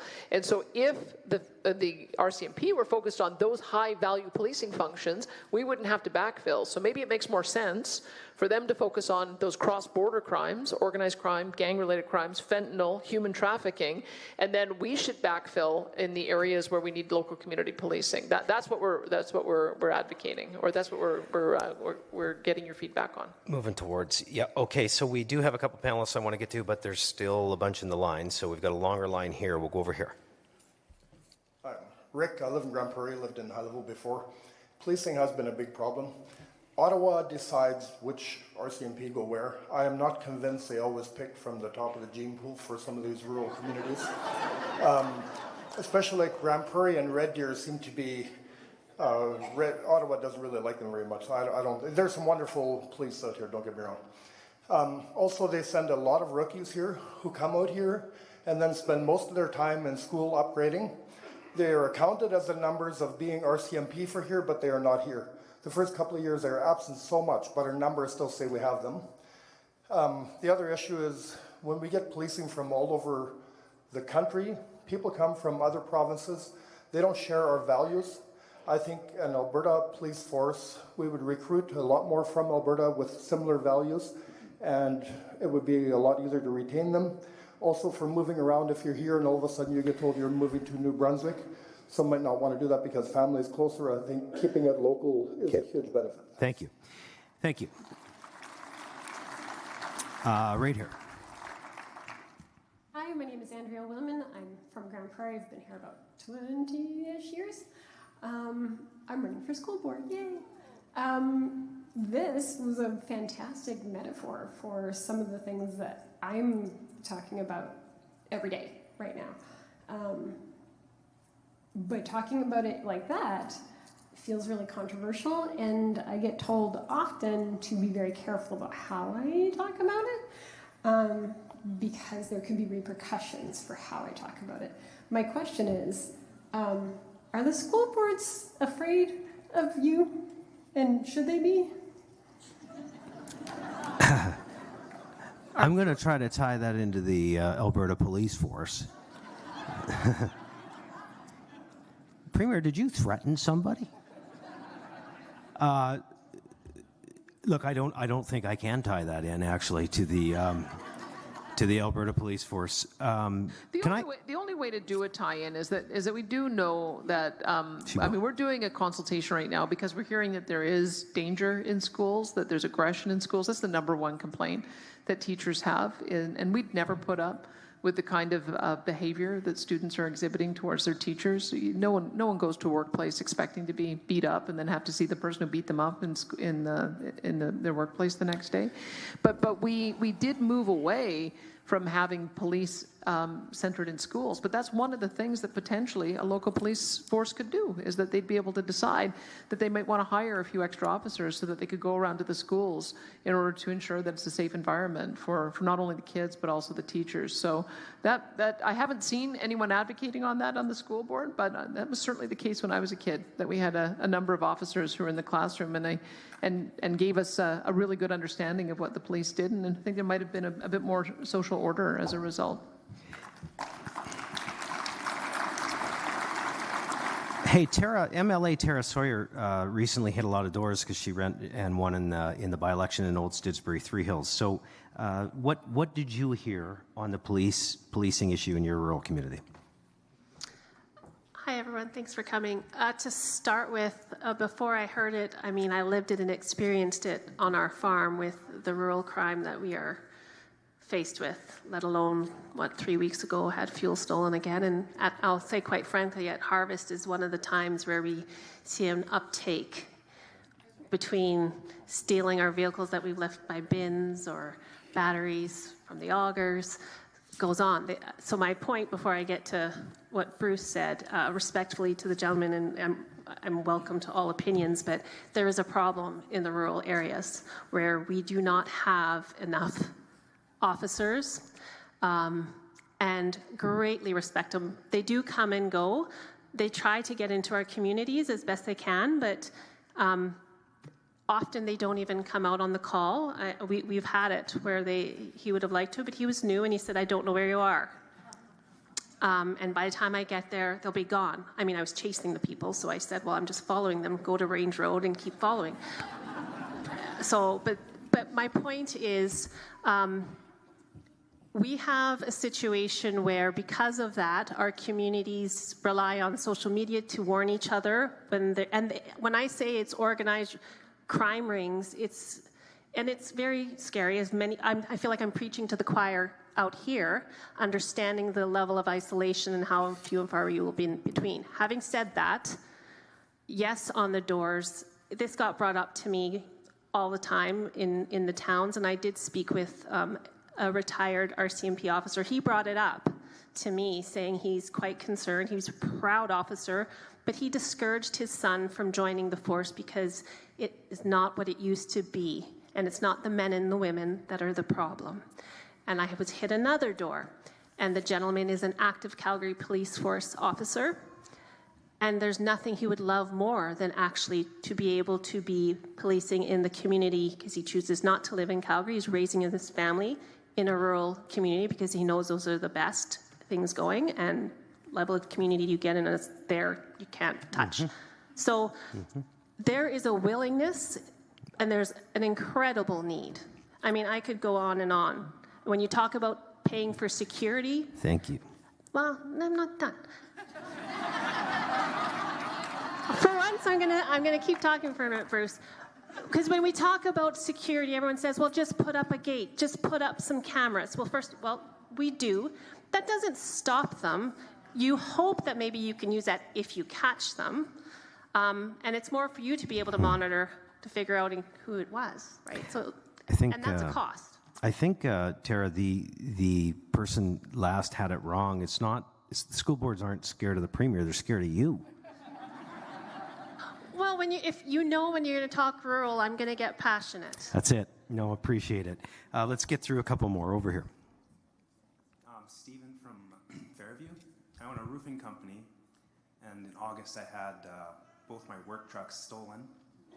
And the RCMP, to their credit, did a great job recovering them, and they did arrest somebody.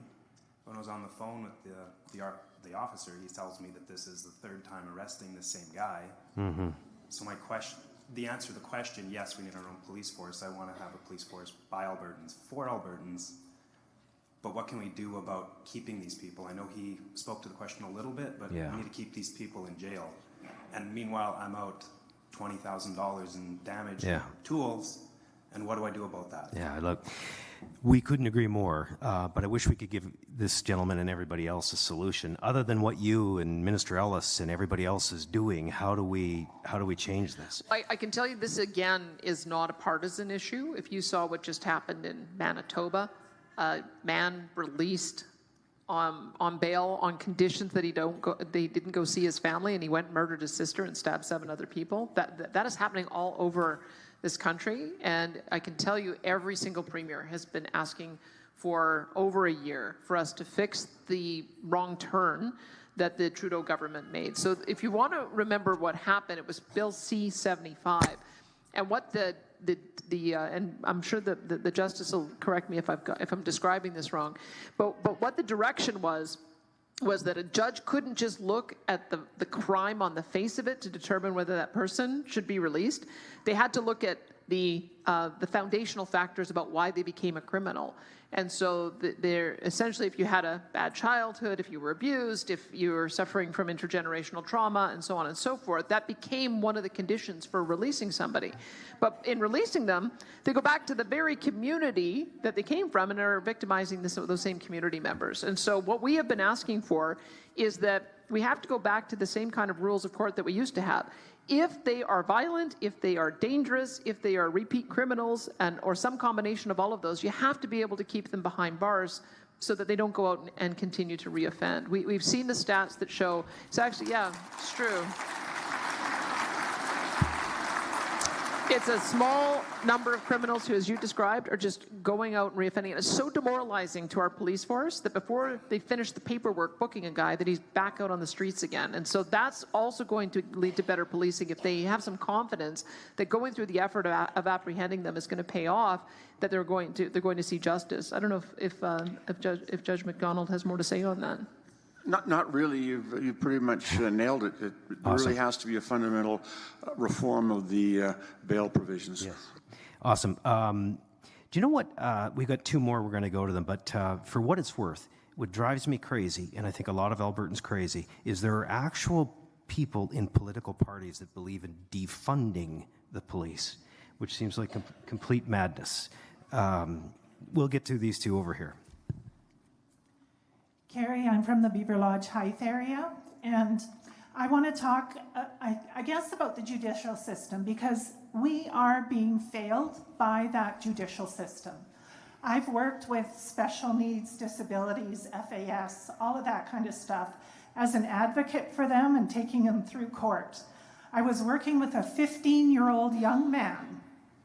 He was up on 33 charges, theft, all of that stuff. But he was also up on 25 charges of breach of probation. So the judge heard all of his stuff, listened to his lawyer, and the judge put him out on probation again. And I'm advocating for the kid, because this is not doing that child any good either. Yeah. I said to the judge, what part of 25 breach of probations makes you think that probation is working for him? Yep. This kid already has trouble. Gotcha. Right? Gotcha. Yep. For sure. Yep. Thanks for sharing. It's exactly what we're hearing around the province. Thanks for sharing. We need to reform it federally somehow. Okay. So if that one child is up for 25 breaches of probation is put back on probation, the RCMP have done all their work. I like our RCMP. They've done all the stuff they need to do. Maybe 25 breach of probations is too much for some RCMP members, and maybe that's why we're having trouble with recruitment. Okay. There's one more in this line. Let's have one more comment. So I totally support, I'm Tanya. Hi, I'm so Hi, glad Tanya. you're here. I totally support the APP with two caveats. So part of the problem with RCMP recruitment numbers is the fact that they are so regimented and so thorough in the background checks, right? So you have to have so many personal references for 20 years. You have to have all this information. So when I have 6-year-olds and I say this is a police, he's a superhero, I honestly believe it. So if we're talking about filling all these positions, is this a quantity over quality? How are we going to find those people that share that moral compass in a society to fill those where we're kind of shrinking away from those old-timey morals? So my concern is, who's filling these positions? How do we make sure that they're here if we have to beg them to come and offer bonuses? Yeah, the good news is I think we had a couple of hundred people apply for training here in Grande Prairie. Nolan and Ron were telling me beforehand. And if I may, we see the same level of enthusiasm in the Lethbridge Police Service as well. I've gone Lots to of talk to the recruiting classes. There is just, when you talk, there are a couple of problems with the structure of the RCMP. And one of them is they deploy almost more like military. So that when you get recruited, you have to go where they send you. And that's why I think a lot of people here were saying that they see a lot of rookies. And then once you put a few years in, then you can go to where you really want to go. Let me put that in quotation marks. And that's part of the frustration I think people are having, is that to really get somebody who understands the community, who knows where the rural roads are, they've got to be part of the community. But I wouldn't, I mean, what we're finding with sheriffs, because now that we're elevating our sheriffs to police, we're going to have about 1,200. Half are going to be police officers and half are going to be peace officers with a pathway to become police. What we're hearing is that there are people from all the forces that want to come work for us. RCMP, Edmonton Police Service, Calgary Police Service, and others. And so there's a number of people who are all well-trained, who have spent a lot of time in policing, who might just want a different environment and be able to work in a local policing. So I feel pretty confident from what I've seen of local recruitment that we'll be able to have some success in attracting good people. Before I ask the polling question, Stephen, I'd like to ask you, Mr. Buffalo, what happens on First Nations? This much debate and, so many choices? Thanks, Bruce, and thanks for everyone and their input and questions tonight. I just want to share that, some of the First Nations in Southern Alberta, the biggest reserve in Canada, the Blood Tribe, they have their own police service.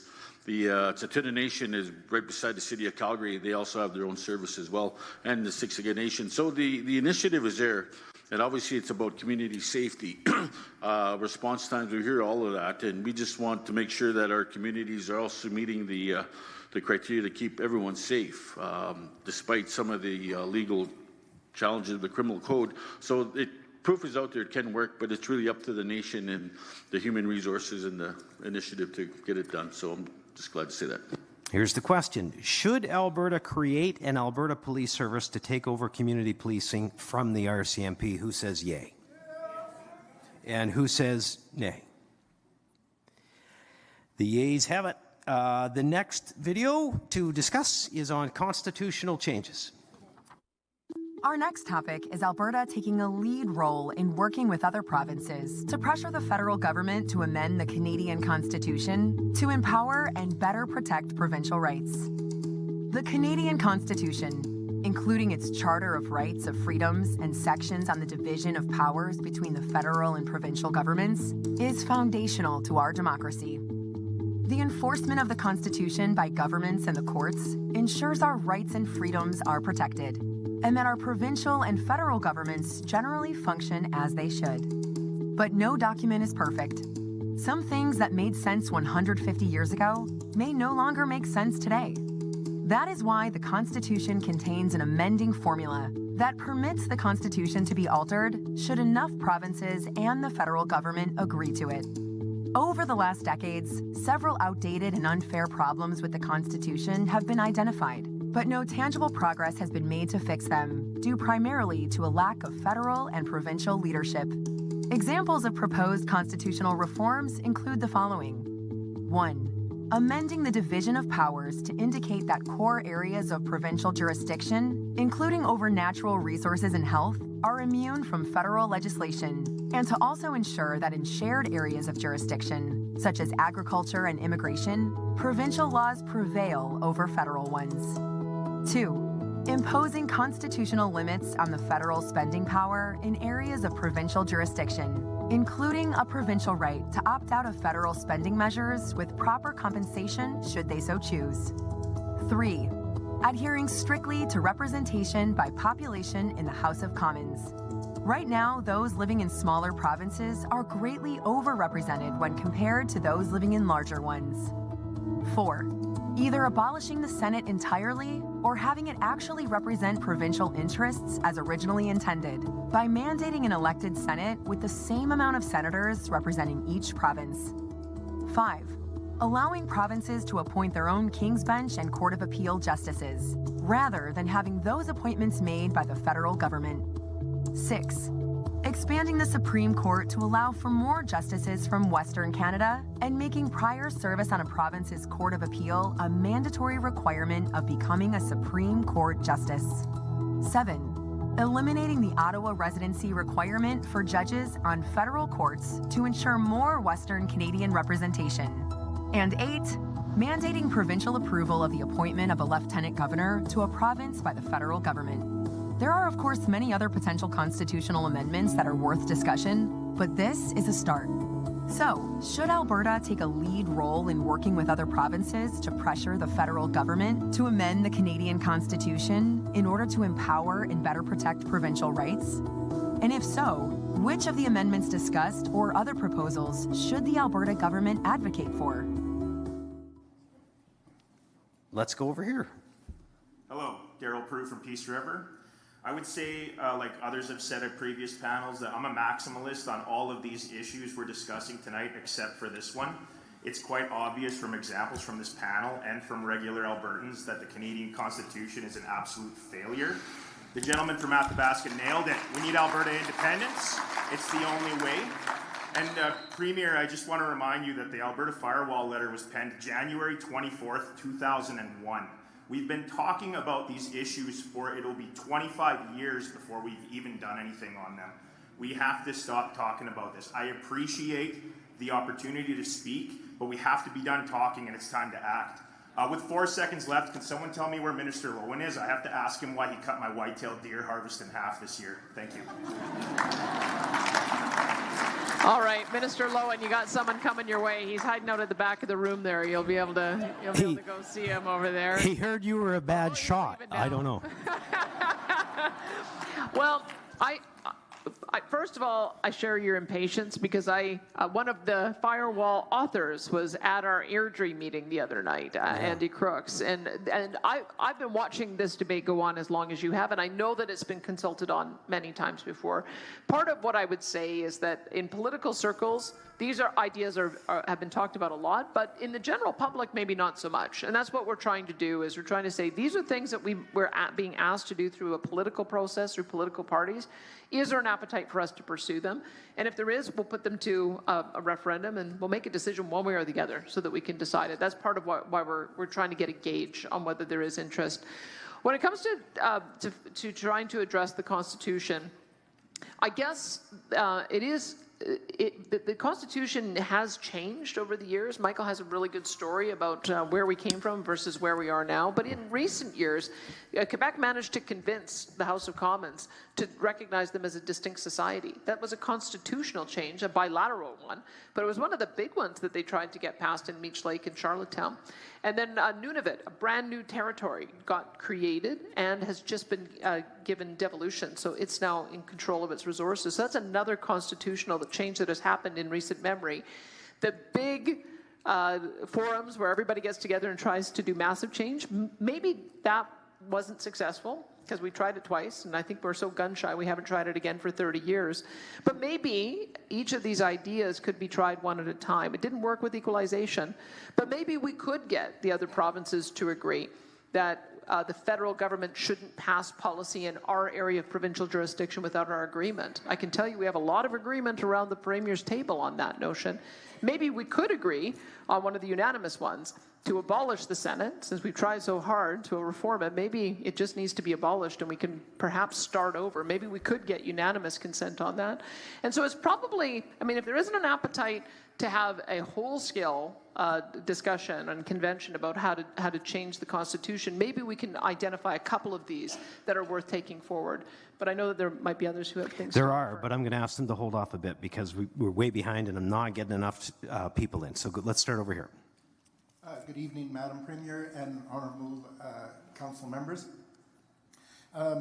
Lieutenant Colonel David Redman produced a document called Canada 24 6 National Interests. And the first one, he said, is unity, a group of people who share common ethics, beliefs, and values, national security, defend and protect our borders, good governance, integrity, and accountability, rights and freedoms, economic prosperity, so that citizens can recognize the growth, and personal societal well-being. Future generations have to feel that they are going to be better off than their previous generations.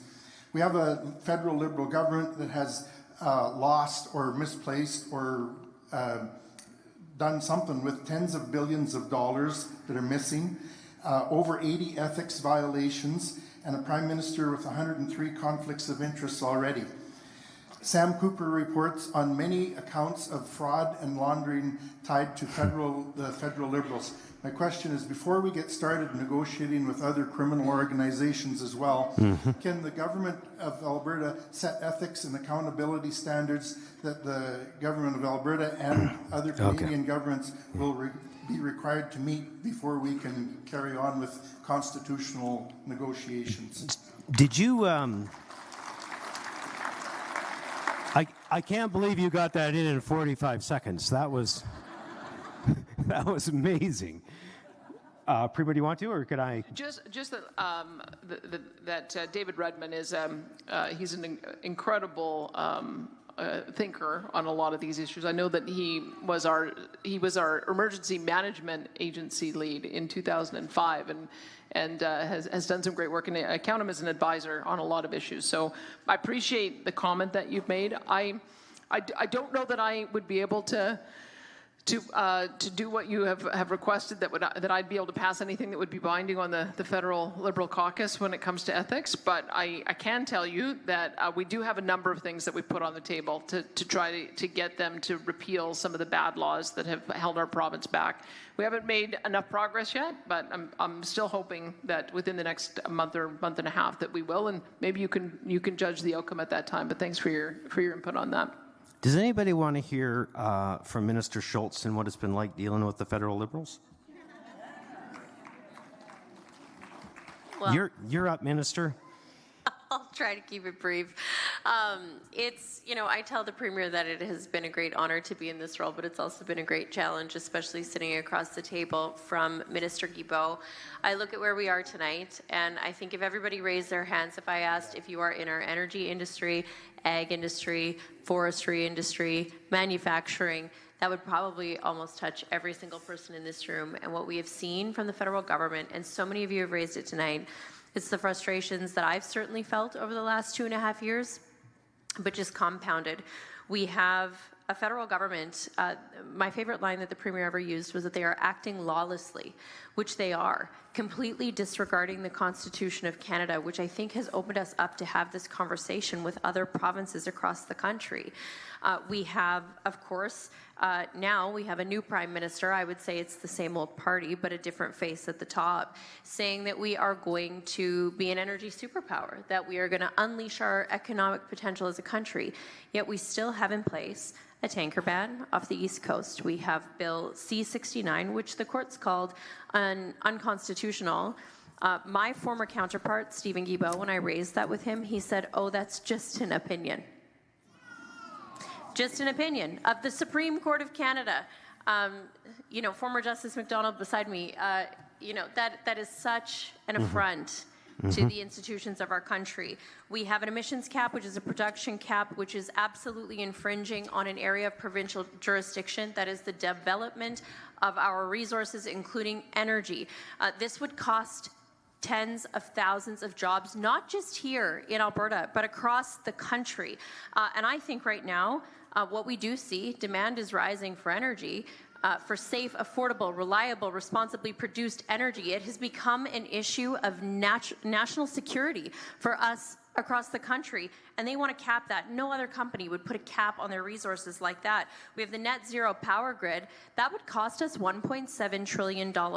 It would leave us, I can tell you, I was in Grande Prairie, not the last time I was here, 2 times ago, in January. My plane did not leave. The hospitality was lovely, but the weather was frosty, and we need natural gas to keep us warm in Canada.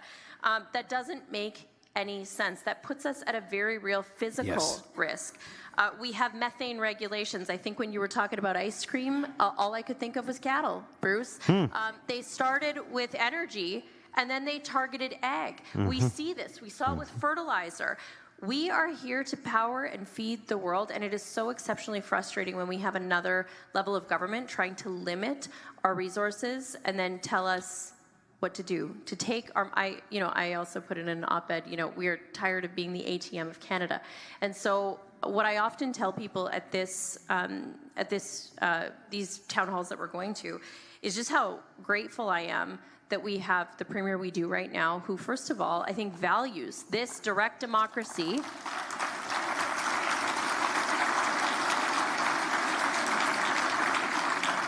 I don't think any other leader across the country or really around the world would put this much time and effort into hearing from the people that we have been elected to represent, and then take that and then fight for us by building a coalition across the country on things where we think we can get agree with and see some change. Because after 10 years, I can tell you, all of us as panelists have heard 10 years of this federal government.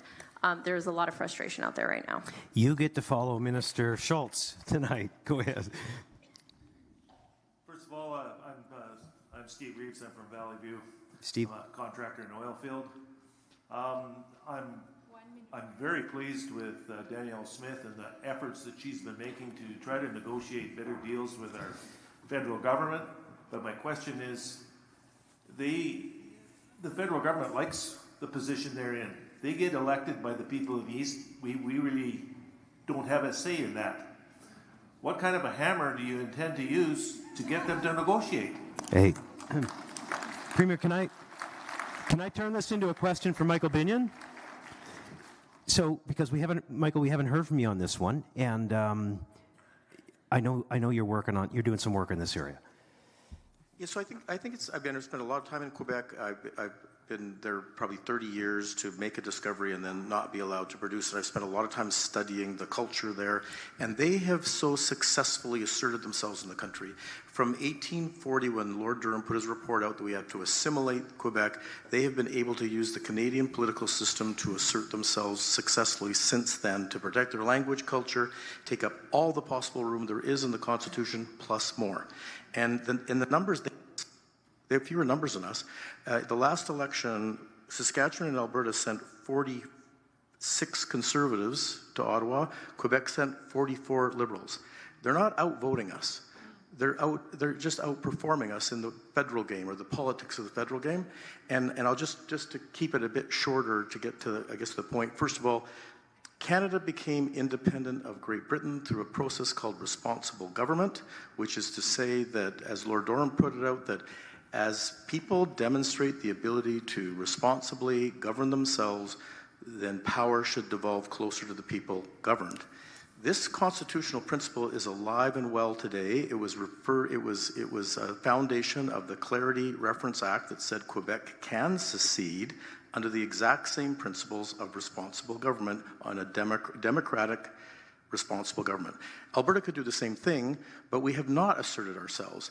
And I have to tell you, I think the one young lady asking, how do we get people to look at us differently?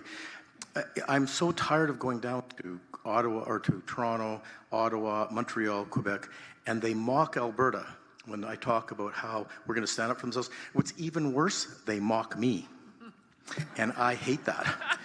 When I say we're going to stand up for ourselves. And so what I really think is before we give up on a constitution, which might be the only one in the world that actually has a process for you to, through responsible self-government, gain more autonomy, potentially even full independence, just like Canada did from Britain. It's probably the only constitutional world that allows that under the rule of law and under the constitutional principles. Before we give up on that, let's give this self-government thing a try.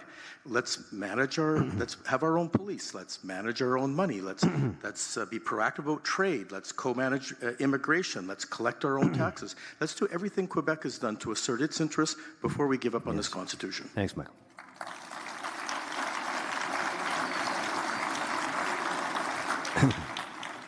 I just want to tell you I'm sorry. I'm trying my best. One more over here. Firstly, my name is Peter. I've been here for 30 years. Firstly, I agree that the government of Alberta should proceed with all of the issues on the table here tonight. I agree with all of them. Secondly, I appreciate that you're trying to get a better deal from Ottawa, and you're doing a lot. That's great. But any rational person with a cursory view of history knows that Ottawa is not going to give us anything meaningful or lasting. They might give us an inch in regards to the 9 non-negotiables that you stated to Carney, but we are demanding a mile. You need to draw a very definitive line in the sand immediately as far as when is his last day to comply. Otherwise, you'll be seen as having bark and no bite, and you'll be done politically. And I really want you to stick around.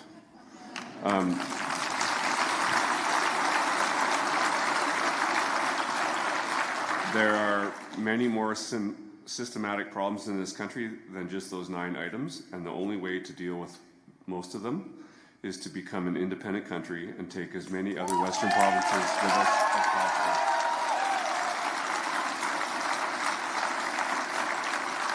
possible. The West wants out. You too just got in under that 45 just by the hair on your chinny chin. Premier, would you close this one for us? Well, I'll tell you where I started. So my starting point was that I wanted to see some changes in legislation by the time they came back into session. So they've come back into session just as of yesterday, or just as of earlier this week, September 15th. The Prime Minister and I have had a really good meeting of the minds on a lot of the things that I've put on the table. Not all of them, not yet, but we're kind of 80% in agreement, which is better than it was with the previous guy. But you've probably heard him say that he wants to have a second announcement on major projects by Grey Cup. So that's kind of my line in the sand, because I have told him that I believe that Justin Trudeau created the separatist uprising in Alberta, and the only way it's going to be addressed is if he undoes a lot of the terrible policies that happened under the Trudeau Liberals. And so I've been pretty clear about that, and I would say that if he doesn't, then there is already one referendum petition out there that is gaining signatures. The other referendum petition has to go before the court to get affirmed, and I gather that's happening in November. And if there isn't movement, then there is a mechanism that I believe different groups have decided to take on to try to put it to the people. And so I'm hoping that doesn't happen. I'm hoping that I'm able to convince Albertans that we have made enough progress with Canada that Canada can work and we can have a new relationship. But it does require that Prime Minister Carney makes some serious actions. We have to get a bitumen pipeline. We have to get rid of the 9 bad laws. We have to restore our business investment climate. And as you mentioned, that's my short list. So there's a lot more things on that list. But that would be a good demonstration that we're undoing a lot of the damage that's been done to this province over the last 10 years. And November 16th is the date of the Grey Cup. So that's the new line. We hear you. Should Alberta take a lead role in working with other provinces to pressure the federal government to amend the Canadian Constitution to empower and better protect provincial rights? Who says yay? And who says nay? The yeas have it. Okay, the next video, we've got a couple left, and then another open discussion is on immigration reform. Our next topic is Alberta taking more control of the immigration system to counter Ottawa's open border policies, which are driving up the cost of living and are not aligned with the needs of Alberta's economy. In just over 100 years, Alberta's population has grown from a few 100,000 farmers, ranchers, and First Nations peoples to a province of over 5 million, with one of the most prosperous economies in the world. This great success story would not have been possible without new Albertans moving here from all over the world. That is why Alberta has always welcomed newcomers looking to contribute to our province's economic success and unique culture. And we always will. However, as all Canadians intuitively understand, the number of newcomers entering the country each year needs to be sustainable, and everyone wanting to come should be committed to upholding the Canadian values of hard work, love of freedom, and peaceful coexistence. Sadly, Justin Trudeau's Liberals upended Canada's immigration system for over a decade by instituting an open borders policy that permitted millions to enter Canada each year, often without any sort of proper vetting, job prospects, or needed employment skills. The results have been disastrous. Housing prices have skyrocketed. Unemployment keeps increasing as immigration outpaces job growth. And sadly, many of the divisions and disputes that plague other countries have begun making their way into ours. Further, Ottawa has ignored the request of Alberta to cut refugee claimants and student visas, and instead permit Alberta, like Quebec, to select a more sustainable and targeted number of economic migrants better able to contribute to our province's economy. What can Alberta do about the situation? Quite a bit, actually. You see, under the Constitution, immigration is a shared area of responsibility between the federal and provincial governments, which makes sense. Essentially, the federal government gets to decide who they let into Canada, but it's up to the provinces to provide the vast majority of the social programs that newcomers need. So obviously, we should have a say about who is coming here. If Alberta isn't satisfied with the number or economic qualifications of newcomers moving to our province, we may have the option to withhold provincial social programs to any non-citizen or non-permanent resident who does not have an Alberta-approved immigration status. This would likely encourage more sustainable numbers of immigration overall, while supporting the entry of newcomers that can contribute to our provincial economy. If Alberta went this direction, Ottawa could decide to fight Alberta on this issue in the courts, and there would be some additional costs in taking a more hands-on approach to immigration. However, much, if not all of that cost, could be offset in corresponding savings to our social programs. So, should Alberta take more control of the immigration system in this way, or continue with the status quo? And how can our province convince Ottawa to act more responsibly with their immigration policies in the future? We have a few first-generation Canadians on the panel, and I'm going to ask one of them to kick us off. I'm going to ask Dr. Benny Zhu to tell us a little bit about his story, and just be frank, has it changed since you arrived? If so, how?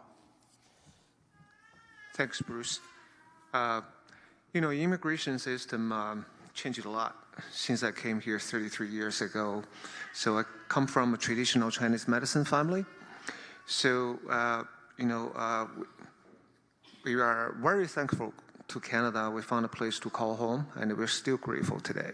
So back then, acupuncture was almost unheard of. So, and today it's regulated health profession under the Health Professions Act. Back then was more like the immigration system was more like a partnership of friendship. There's tons of government programs helping us to gain skills and confidence so we can contribute back to the community. So today we still have a lot of federal and provincial and even self-initiated community programs to help immigrants. However, the gap is huge. We got newcomers cannot find jobs for whatever reason. And we got employers cannot find employees for whatever reason. So there's huge disconnect between who's coming here and what we want, what we need. So I think immigration system is a big question mark created by the federal government over the last few years. So maybe we need a smarter system So, we can benefit newcomers, and the newcomers can be and the province can be benefited. Seems reasonable. Sir, you start us tonight on this one. Hi, my name is Lyndon Barr. I've lived in Grande Prairie for most of my life. I work in oil and gas, and I'm also an immigrant. I was born in Germany. My father, who was up until recently a U.S. citizen, I am an immigrant, child of an immigrant. Apologize for my nervousness here. I'm deeply troubled and appalled by the current provincial government's rhetoric around vilifying and scapegoating immigrants and the immigration process, especially considering the idea of stripping certain groups of foreign workers of basic social services. I work alongside immigrants, and they're overall hard workers and large contributors to their communities. So my question is, why are immigrants and immigration constantly in provincial crosshairs? I think it's because of the numbers, Lyndon, but I'll let the Premier speak to it. Things have changed greatly in the last 10 years. Premier, can you give us some context to why Canada has changed so much? Yeah, for sure. I mean, I don't think immigration was at all controversial prior to COVID. And part of it was that the policy was very different. And it didn't matter if it was a Conservative government or a Liberal government. So from the 10 years between 2009 and 2019, the average percentage of newcomers coming to Canada was about 0.6%. So about 300,000 people. Last year it was 1.8 million. And so that's part of the reason for the tension. When you bring in 5 to 6 times as many people as you normally bring in, you have a real problem in being able to absorb that population into the workforce, into our schools. You have trouble getting doctors, you have trouble getting rent, you have trouble getting affordable housing. Those are all the pressures that we're seeing, and it really just emerged after COVID. It may be that the government thought because people weren't coming here during those 2 years where no one was moving around, that they wanted to catch up. But the real problem is that they have increased all of the other programs and decreased the economic migrants. So they've increased international students, increased asylum seekers, increased family reunification, and they cut the number of permanent residents that we could nominate from 10,000 down to 4,800. So they've gone in the opposite direction. They also took an approach with temporary foreign workers, which I think kind of veered them off on the wrong path. Temporary foreign workers were always meant to either be for seasonal and agriculture workers or for higher skilled workers. It was never meant to fill jobs at McDonald's and greenhouses and A&W. And so as a result, we're now seeing a major youth unemployment crisis. And this is very different than we had ever seen before. Normally, when our economy is doing well, the youth unemployment goes down to about 10 or 11%. It's at 17%. And so every time we come to a forum like this, someone will come up and tell me about a kid or a grandkid who has applied for dozens of jobs and not even got a call back. So that's what we're trying to figure out, is what's the balance. And I'll tell you what I think the balance is for Alberta. I think 1% of the population, which would be high by historical standards, that'd be about 50,000 people coming in a year. And I think we should choose about 55% or more of those as economic migrants, the same way that Quebec chooses, and then have a smaller number of international students, family reunification, and asylum seekers. That I think our economy would be able to support. But instead, we've had 150,000 people coming here year after year for the past 3 years. And it's putting pressure on every social service. So we've got to find the right level. That's what it's about. It's not about no immigration. It's about finding the right level of immigration and making sure that we're giving the priority for those like you who have a job to come to and want to be a taxpayer first.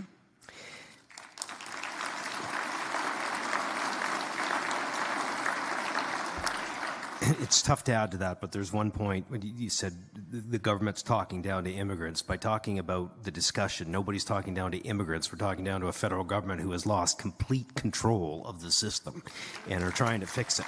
Over here.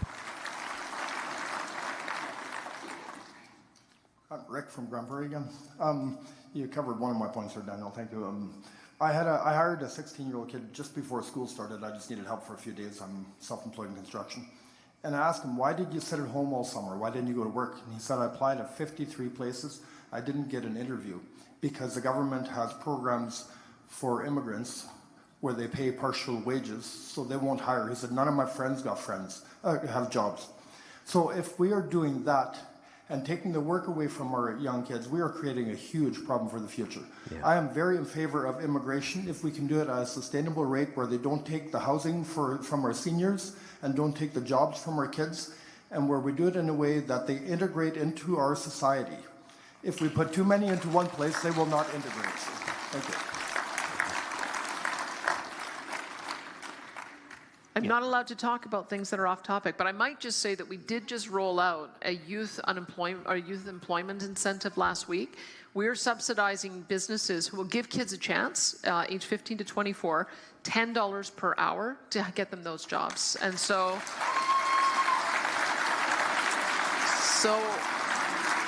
if anyone in the room is an employer, just know if you hire a kid under the age of 18, it would be $3 an hour. And if you hire a kid over 18, it'd be $5 an hour. We just think that you need to give kids a chance. I know we have issues with the work effort, maybe not showing up on time, maybe they like to have the weekends off to go camping, but we really need to rely on our business community to help train kids in those really vital job skills, because if they don't get their first job, they won't get their second job, and they won't get their third job. So we're trying to balance that out. So thanks so much for your comments on that. Thank you. Over here, ma'am. Hello, my name is Tina. Thank you for coming to Grande Prairie. There was a gentleman at the next panel in Airdrie that took the words out of my mouth. His name is John Williams, and he said that newcomers should contribute to our social programs for at least 5 years before becoming eligible for benefits. I agree with him.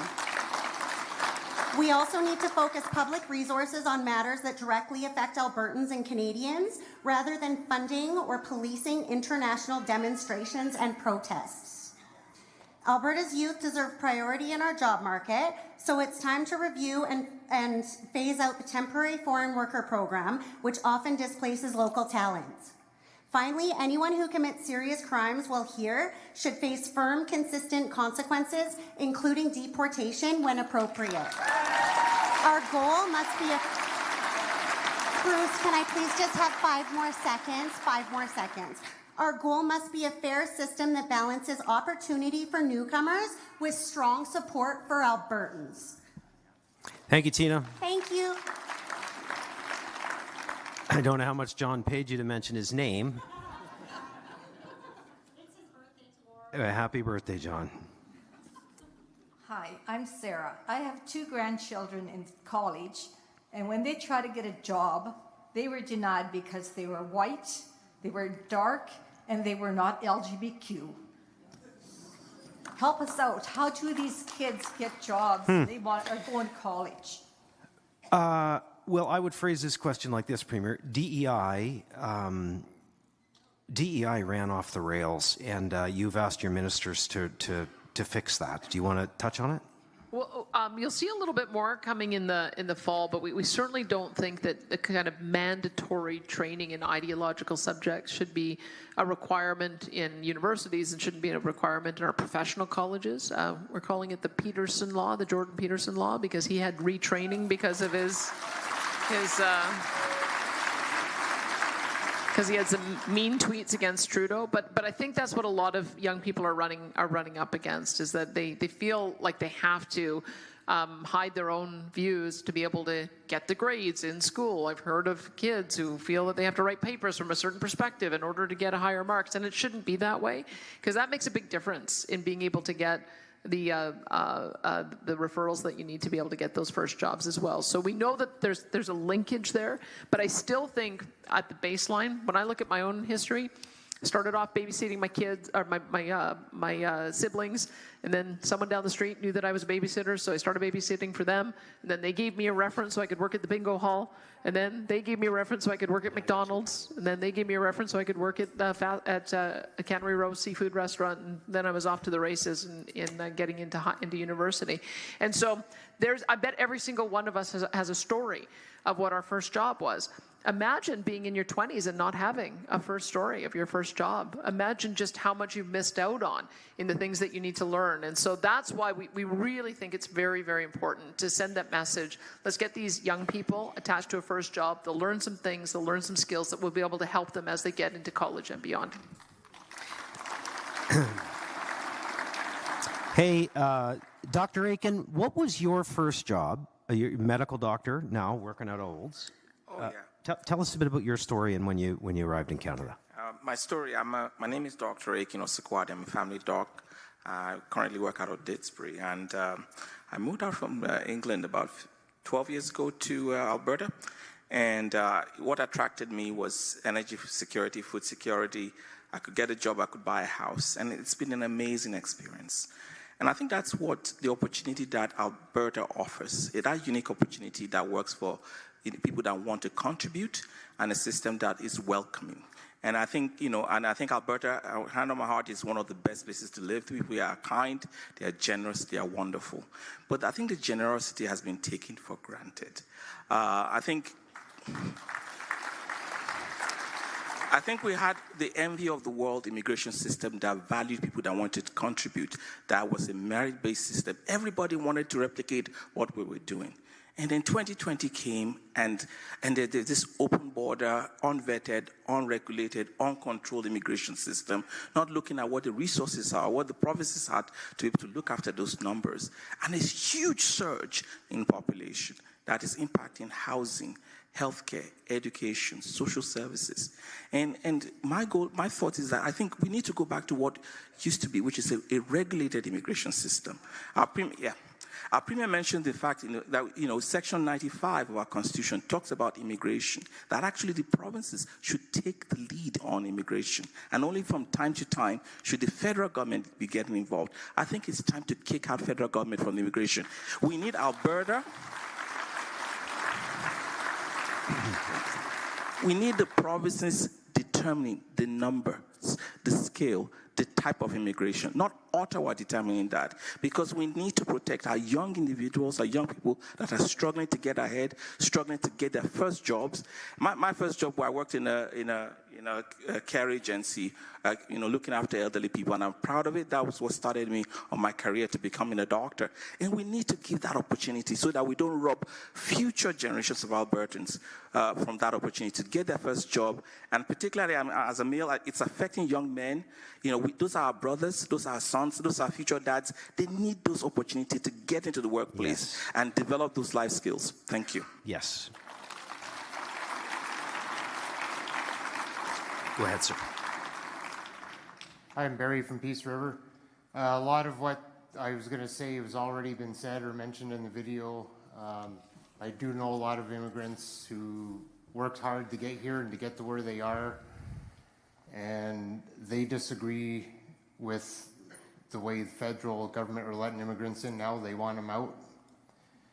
I myself have 3 sons, 25 and under, who cannot get a job that can support themselves or minimum wage part-time jobs, just trying to make a living at home, paying no bills. They can't get a full-time job because there's too many immigrants. Hospitals are full, schools are full, rentals are full, we're full. It's time to act now. Yeah. Well, I will point out as we go to the other microphone that we've had people say at some of the other town halls, 1.8 million is the number that's reported. Some question whether that is the actual number. I guess there's no way to determine that, but it's reality, I think. Go ahead. Well, first of all, my name's Shauna Larondel. I've been here for years, living here. I own a company, Stuckey's Upholstery, which I have taken advantage of many of these hiring Indigenous people. I have hired foreign workers for 25 years, or maybe even more, so I know the system. I have no problem with immigrants coming in here that want to contribute, that want to pay taxes, that want to come into the culture that we have, our ethics and morals. If we let them in, because I also travel to other countries, there's no way when I travel to these other countries would they ever allow me to come and take a job over one of their people that live in that country. And I think that we need to understand and provide the jobs for our people here first, and that's what I'm told when I apply for a worker. And the only reason why I do apply for one is because the skill that I need I don't see here. So I would love to take advantage of the new program that you're talking about, and I will look into that definitely. Yep. Also inviting the Indigenous people in because Yep. they're very creative with their hands. And anybody that wants to contribute to come and work and make a nice life. And my people I've helped them. Okay. They have come. So Got we it. need to look at what other countries are doing also. Thank you. Keep immigration out that just want to come and take. Thank we you. have to contribute. Thank you. Since she wants to try to look into that program, for any other employers, it's being administered through Careers Next Generation. They've done a tremendous job in assisting in getting kids attached to meaningful careers in the skilled trades. So if you want to know how to get connected into that program, Careers Next Generation is the easiest way to look it up. Go ahead, sir. Hello, Premier. I'm glad that you are here. My first comment is a little bit off the rails, but you have bigger balls than most men.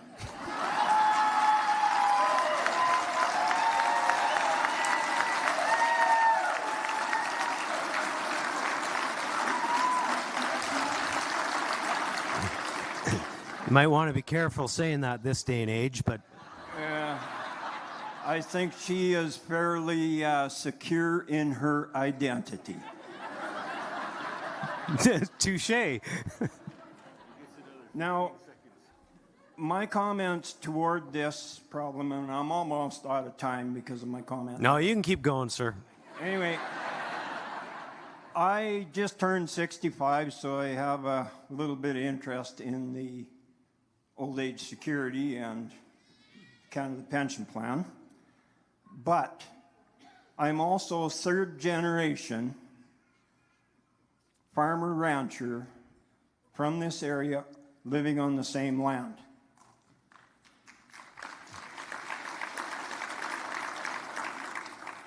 My knowledge of agriculture predates the combine. Mm-hmm.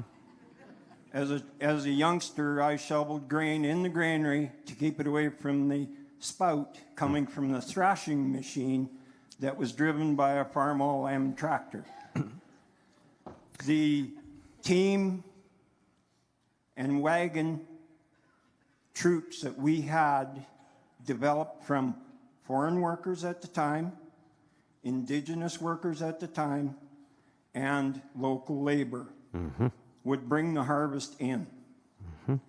I grew up with a great respect of our First Nations people, and I must claim that I have a hard time not calling them Indians because that's what they proclaim themselves as. I need to speed you up now. And hey, I've been around a while. So I'm growing a beard. But anyways, my comment at the root of this is all of those people that I grew up with, that I worshiped with, that I celebrated with, all the foreigners and the Indigenous had one dream: to be Canadian. They left their strife and their political woes behind with the dream of coming to a promised land. Amen. And in today's immigration, we have far too much entitlement. Yes. To be Canadian without the virtue of wanting to be Canadian. I think that was worth giving you 15 minutes. Can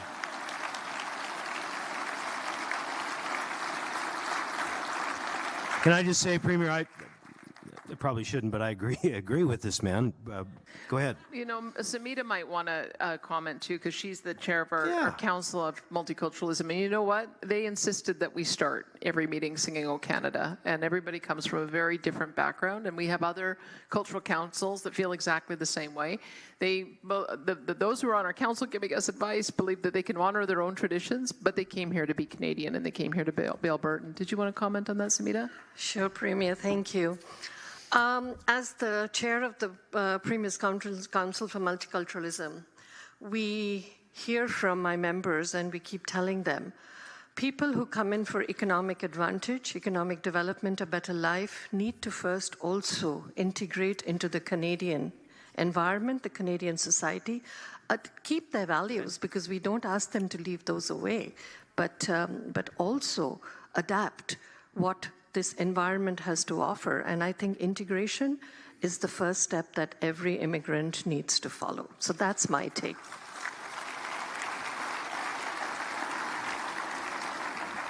Bruce, is it my turn to sort of talk about the other stuff? Sumita, nobody listens to me anyway, so just carry on. I've been making some notes through all the 9 or 10 town halls I've been attending, and I'd like to share those notes. So, Bruce, you have to be a little bit patient with me today, okay? Do I have a choice? Well, he doesn't. So, my take on this is actually not immigration so much, but it's a call for balance in Alberta's future. When my family and I came to Alberta many years ago, we were welcomed with opportunities that allowed us to build a better life. Somewhat had created a job I could take. That job helped us find stability, support our family, and contribute to the economy. We were also able to find affordable housing, which helped us settle and put down roots. That experience wasn't just about me or my family. It's a story shared by many immigrants who come here with hope and worked hard to build a future.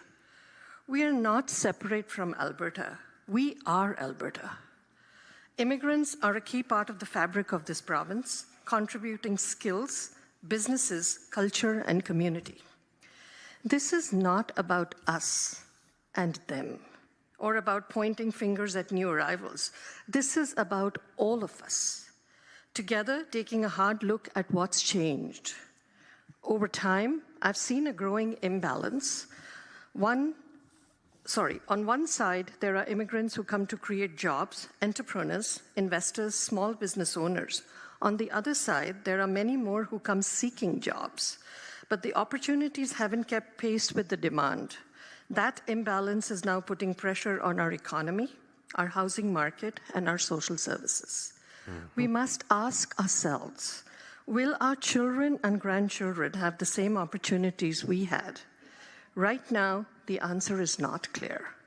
And that should concern all of us. Yes. I believe it's time to have an honest conversation, not to close doors, but to put thoughtful checks and balances in place, both on international immigration and interprovincial migration. We need policies that reflect Alberta's real capacity to create enough jobs, build enough homes, and offer a future that's fair and sustainable to everyone. This isn't about shutting people. This isn't about shutting people, I repeat. It's all about making sure that when people come, we have the right systems in place and to support them and to support those who are already here. Let's work together towards a future where opportunity is something we can pass on just as it was passed on to us. Thank you.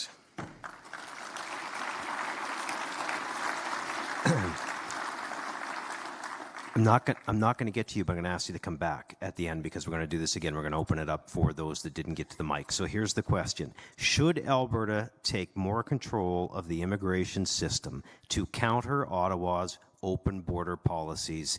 Who says yes? Who says no? The final video that we're going to watch is on provincial tax collection. Our next topic is the option of Alberta collecting all provincial personal income taxes, rather than having Ottawa do it for us.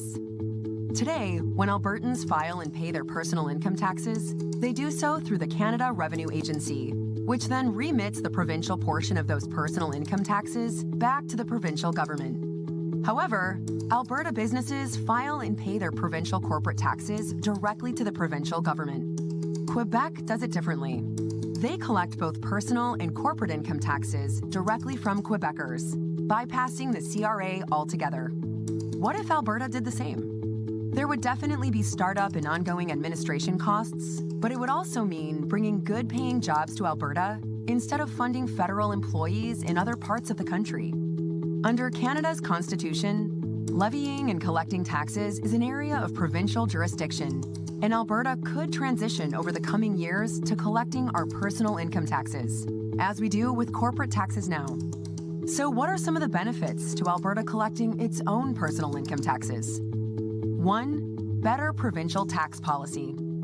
Currently, Alberta sets its own tax rates and credits, but definitions and treatments of income are still largely tied to federal rules, which limits our flexibility to implement more effective and competitive tax policy. We saw this recently when the federal government changed the rules on capital gains for doctors and other professionals, and Alberta was effectively forced to follow those same rules as it related to provincial personal income taxes. If Alberta were to collect its own taxes, we could tailor our entire tax framework to better reflect our economic realities and provincial policy goals, while declining federal changes to certain portions of tax policies that detrimentally affect provincial income tax policy. This could open the door to streamlining calculations and simplifying provincial income taxes for Alberta residents. 2. Jobs and economic opportunity at home. Collecting our own taxes would also mean establishing the infrastructure and staffing to support it, creating thousands of good, high-paying jobs right here in Alberta, instead of funding positions in Ottawa or other provinces. 3. More Alberta, less Ottawa. By moving away from the federal administration of the CRA and collecting provincial income taxes by ourselves, Alberta can exercise more direct control over a core aspect of self-government, thereby increasing our provincial independence from Ottawa. But there are also potential drawbacks to consider. 1. A long-term commitment. Establishing Alberta's own personal income tax collection agency would not happen overnight. Estimates suggest it could take up to 5 years to fully build out the necessary systems and staffing. This would be a major logistical undertaking that would require a sustained commitment from Albertans and their government. 2. Significant financial investment. The estimated cost to implement Alberta's own tax agency ranges from $750 million to $1.5 billion over several years. Once operational, the system could cost up to $750 million annually and require hiring as many as 5,000 new public employees.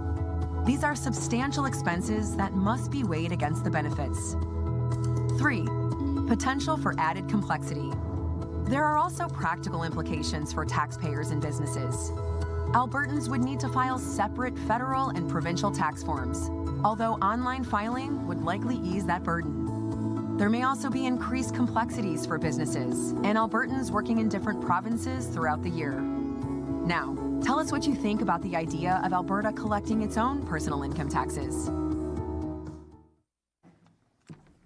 Okay, whether it's this topic or one of the others that you didn't quite get to the mic on because the moderator did not keep things on time, come up now and we'll do our best to get to as many as we can. How about that? And you go ahead, sir. Kick us off. Hello, my name is Eric Gabori. I am born in Alberta. My family has been here since pre-Dominion. My parents emigrated to Alberta from Quebec. And I'm going to quote Dr. Michael Savage, you don't have a country without borders, language, and culture. And we're losing our culture because of the immigration policies that are in place. And the one thing that lacks in this is accountability, and the federal government relying on NGOs to run their departments. We should have a moratorium on immigration other than skilled workers that we need, especially when the federal government uses the Open Societies Foundation to run their immigration department and are now under investigation for RICO charges. Thank you for your comments. Thank you for your comments. Over here.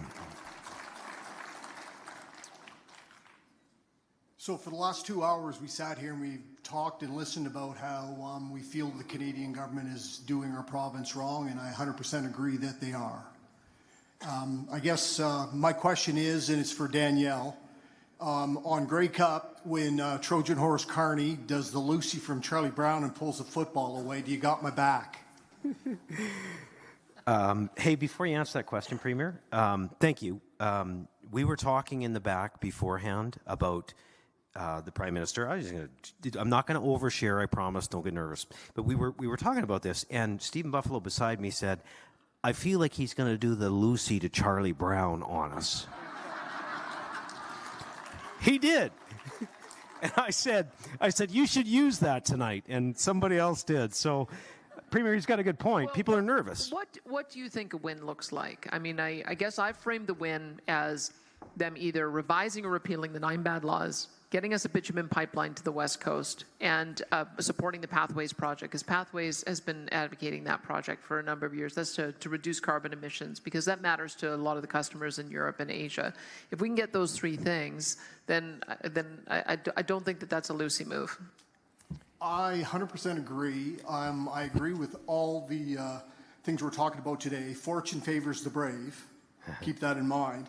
But again, we are a positive net contributor to everything financially Canada, and we have about this much say. Yeah. You've got all the faith in the world that the provinces are going to back you and do stuff like this. Yeah. I've lived a long life. I've lived with Liberal government most of my life. I've lived with the other provinces most of my life, and they don't change. They've been doing the same thing to Alberta. Yeah. The farmers that came here and settled in 1905, the first thing they started to do is screwing them over. They had to bring their equipment from Eastern Canada so that they tariffed the U.S. equipment, even though it cost them more money. They had to put it on a train that came out of the east to send the profitability back. This is all in Alberta in the 21st century by Ted Byfield. It's a great read. Read every edition, and it shows you how this Confederation has treated Alberta since the very beginning. Why would I think... It's going on 3 minutes, so we kind of got to wrap it up. Hey, gotcha, man. Very passionate. Like, nobody is arguing with you. We agree. We're just giving it our best shot here for the last time, and we'll hopefully get some results. Let's go to this one. Hi there. My name is Paul. I live in Grande Prairie here. My question to the panel is, we're talking referendums on separation and everything else, and we're battling it out with Ottawa. Is there any danger of becoming the 51st state? And what's your side? Well, I've said that. I mean, remember, we weren't treated very well by the United States a few years ago when Joe Biden canceled the Keystone XL pipeline within minutes of getting elected, and I don't know. I don't know what would happen if there was President Gavin Newsom or one of the other Democrat contenders. I just don't think that Alberta benefits from trading off an Ottawa that doesn't listen for a Washington that doesn't listen, and so I'm not enthusiastic about that as an option. They can be our friends, but I don't want to move in together.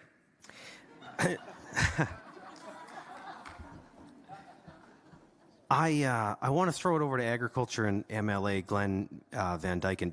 Glenn, I don't think I could harrow the ground you've plowed in agriculture. What do you make of what we've chatted about tonight? Boy, we've heard a lot tonight, Bruce. I think we started out with equalization and one individual come to the mic quite happily to share with the rest of Canada, which is a good way forward for her.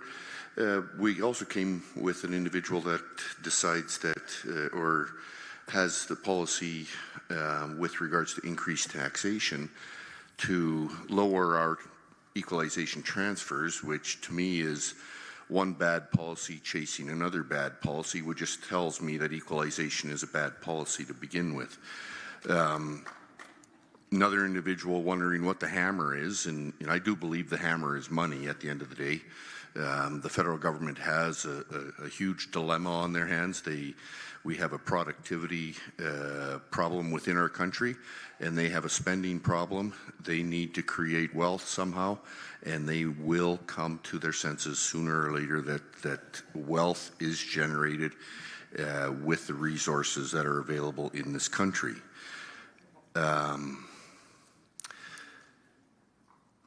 My first job That's what we talked about my first job. I was a chicken catcher. My first job was a chicken catcher. And but truly, my first job into the workforce was a farm equipment dealer. Took me on as an apprentice at 16 years old in the parts department, and that led me to all the next stages. So, but seriously, with regards to Alberta sovereignty within a united Canada, I think what Michael Binion has talked about with regards to responsible self-government, the model that's before us with Quebec, a nation within a nation, I think it is definitely worth moving down these roads. The discussions we've had tonight are essentially about opportunities that are available to us as Albertans within the current Constitution, the Alberta Police Force, the pension plan. All of these things are available to us under the current Constitution. And I believe in Alberta, I believe in Albertans, and I believe that we can get this done. And a nation within a nation is an answer to a lot of the concerns that we have going forward. So that's kind of my wrap on it, Bruce, but it looks like we're in a good position in Alberta to lead the country again. You're here.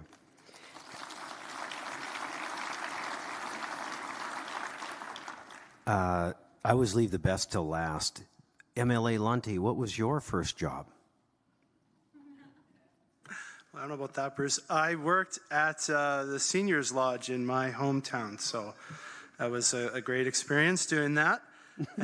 And it's been a great experience joining you all tonight and to be part of this panel. It's been amazing traveling Alberta. I will say a lot of this comes down to me is generational wealth. Like, this is what we're talking about, folks.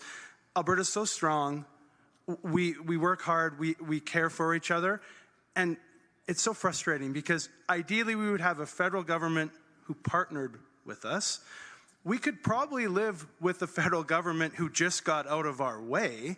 But for 10 years, we have had a federal government actively working against us. And that is insane to say about in this country of Canada.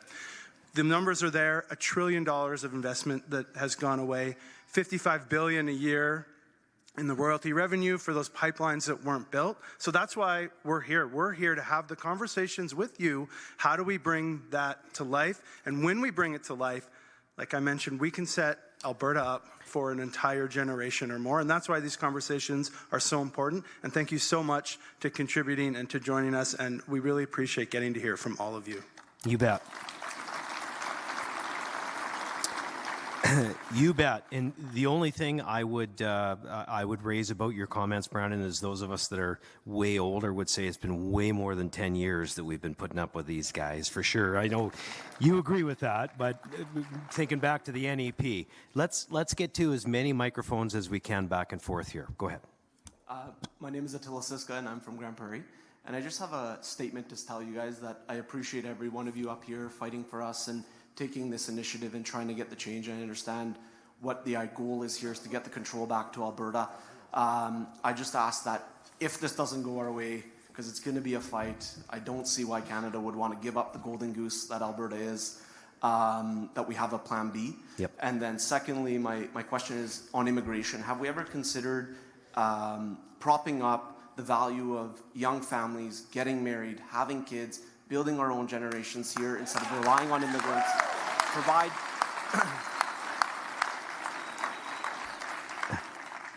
Can I make a suggestion, Premier? Would you mind taking down some of these questions so that we can roll through these? Yeah, why don't we just see how many we can get to? I'll take notes. You got it. You got it. Okay, let's go over here. And by the way, if you've been to a mic, I'm going to ask you to go to the back of the line so that the people that haven't been to the mic can come up first, okay? Over here. Great, thank you, Charles Backman. I came here many years ago for 2 years, and I stayed. I came from BC. My question deals with the first question that you folks posed, dealing with transfer payments. GST wasn't brought up. Many years ago, it was introduced at 7%. When Harper was in Ottawa, he reduced it down to 5%. With the increasing deficits in the Liberal government, the question is, they're going to have to look after a cash grab. What can you folks do to reduce the amount of increase that's going to be applied to everybody? And then second of all, how can you go about getting Alberta's share of that extra revenue that's going to go to Ottawa coming back? We're a wealthy province. We're going to be sending a lot of money out there. Thank you. Yeah, for sure. Already are, you bet. Over here. So my name is Samantha Stanky. I'm from Valley View, Alberta as well, home of Minister Todd Lowen. Maybe why I got a moose tag this year. Daryl, check us out. I just want to make a comment on the last video. So it's a great start, and I'm so thankful for the government and for everything that you're doing in this. I want to draw a couple comparisons. Federal jurisdiction says that they control things like fisheries and currency. We have a very capable minister here who deals with fisheries. We don't need them to tell us, so we shouldn't pay them for that service. So I think we should actually just collect everything. We will decide what the federal government gets back from us. It's time to start giving them the crumb that they deserve, and we will decide.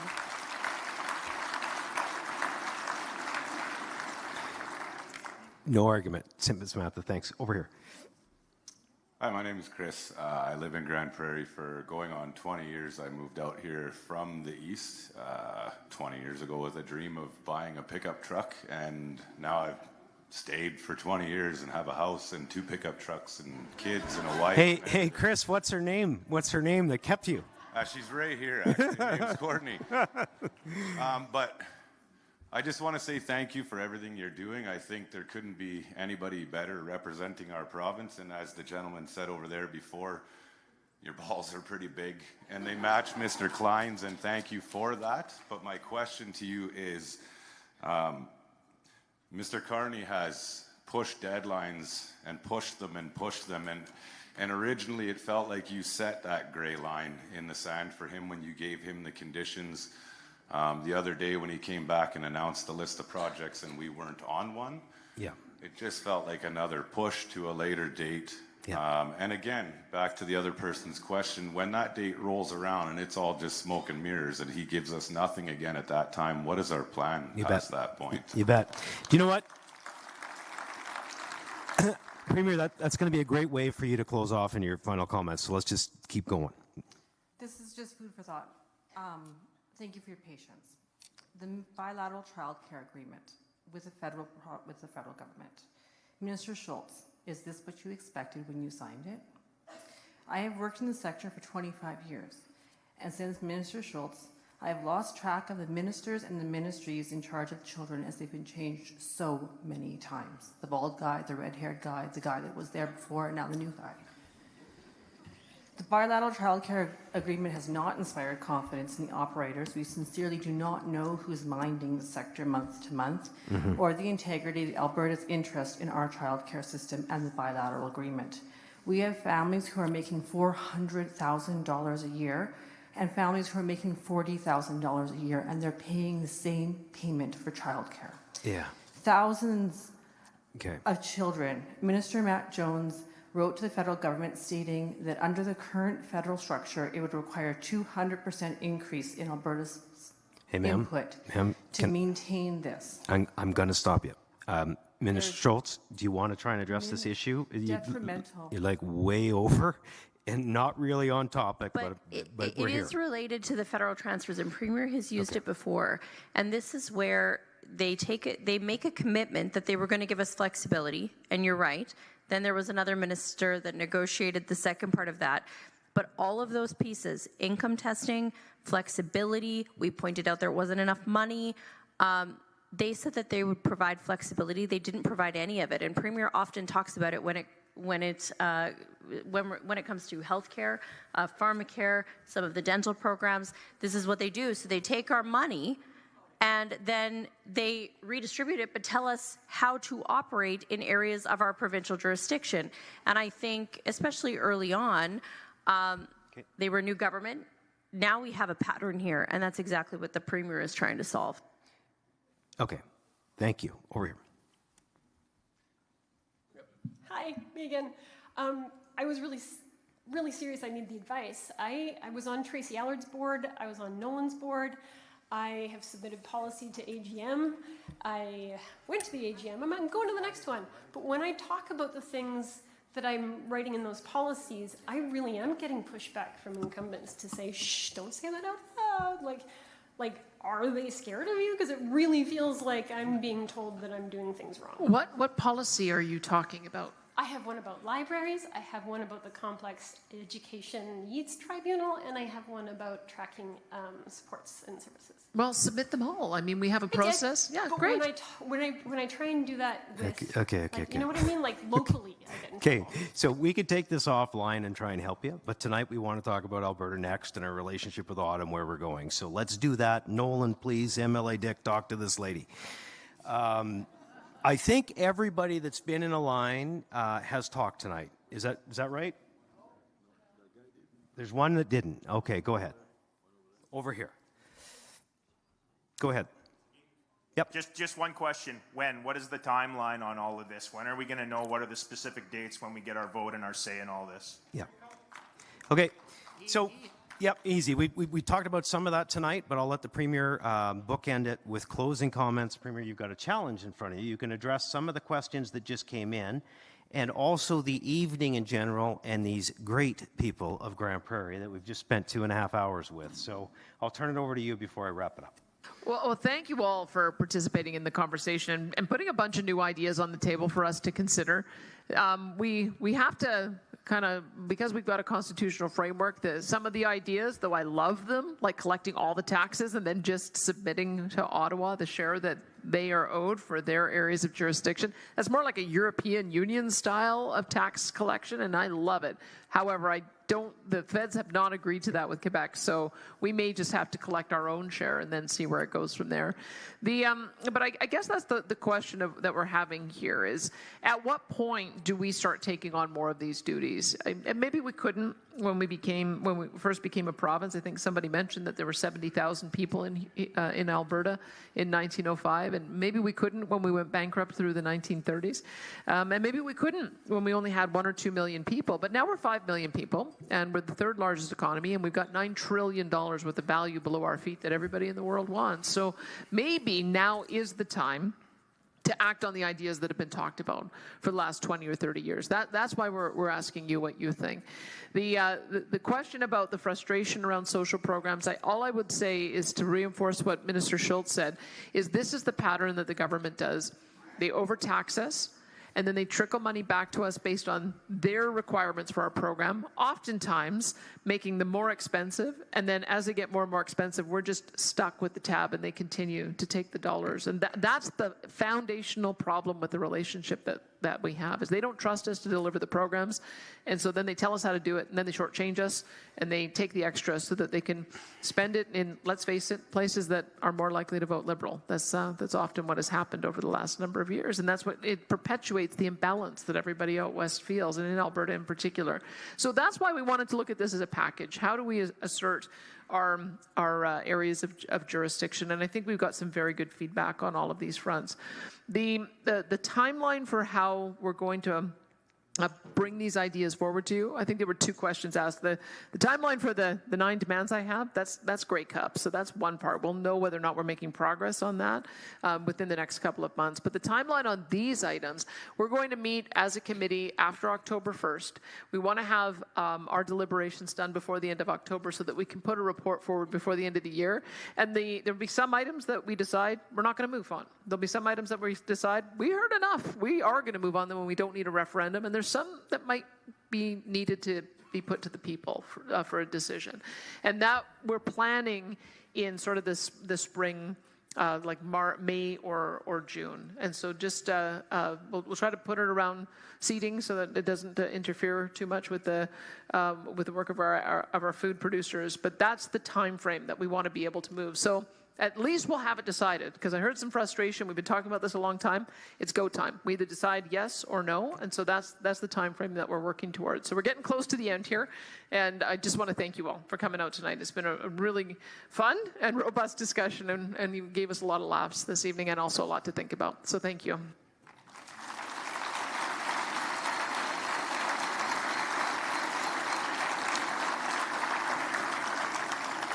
I do get the last word. I do get the last word. all I wanted to say was it's been an observation that when you bring some of these difficult discussions up, some on the left side of the political scale don't want you to talk about them. But what we have found by traveling out about Alberta is this is exactly what we should be doing. We should be talking about immigration with Albertans and addressing the issues maturely and having difficult discussions about what we might do differently. So thank you for giving us something to think about tonight. And would you join me in thanking this panel that does such great work? Thank you.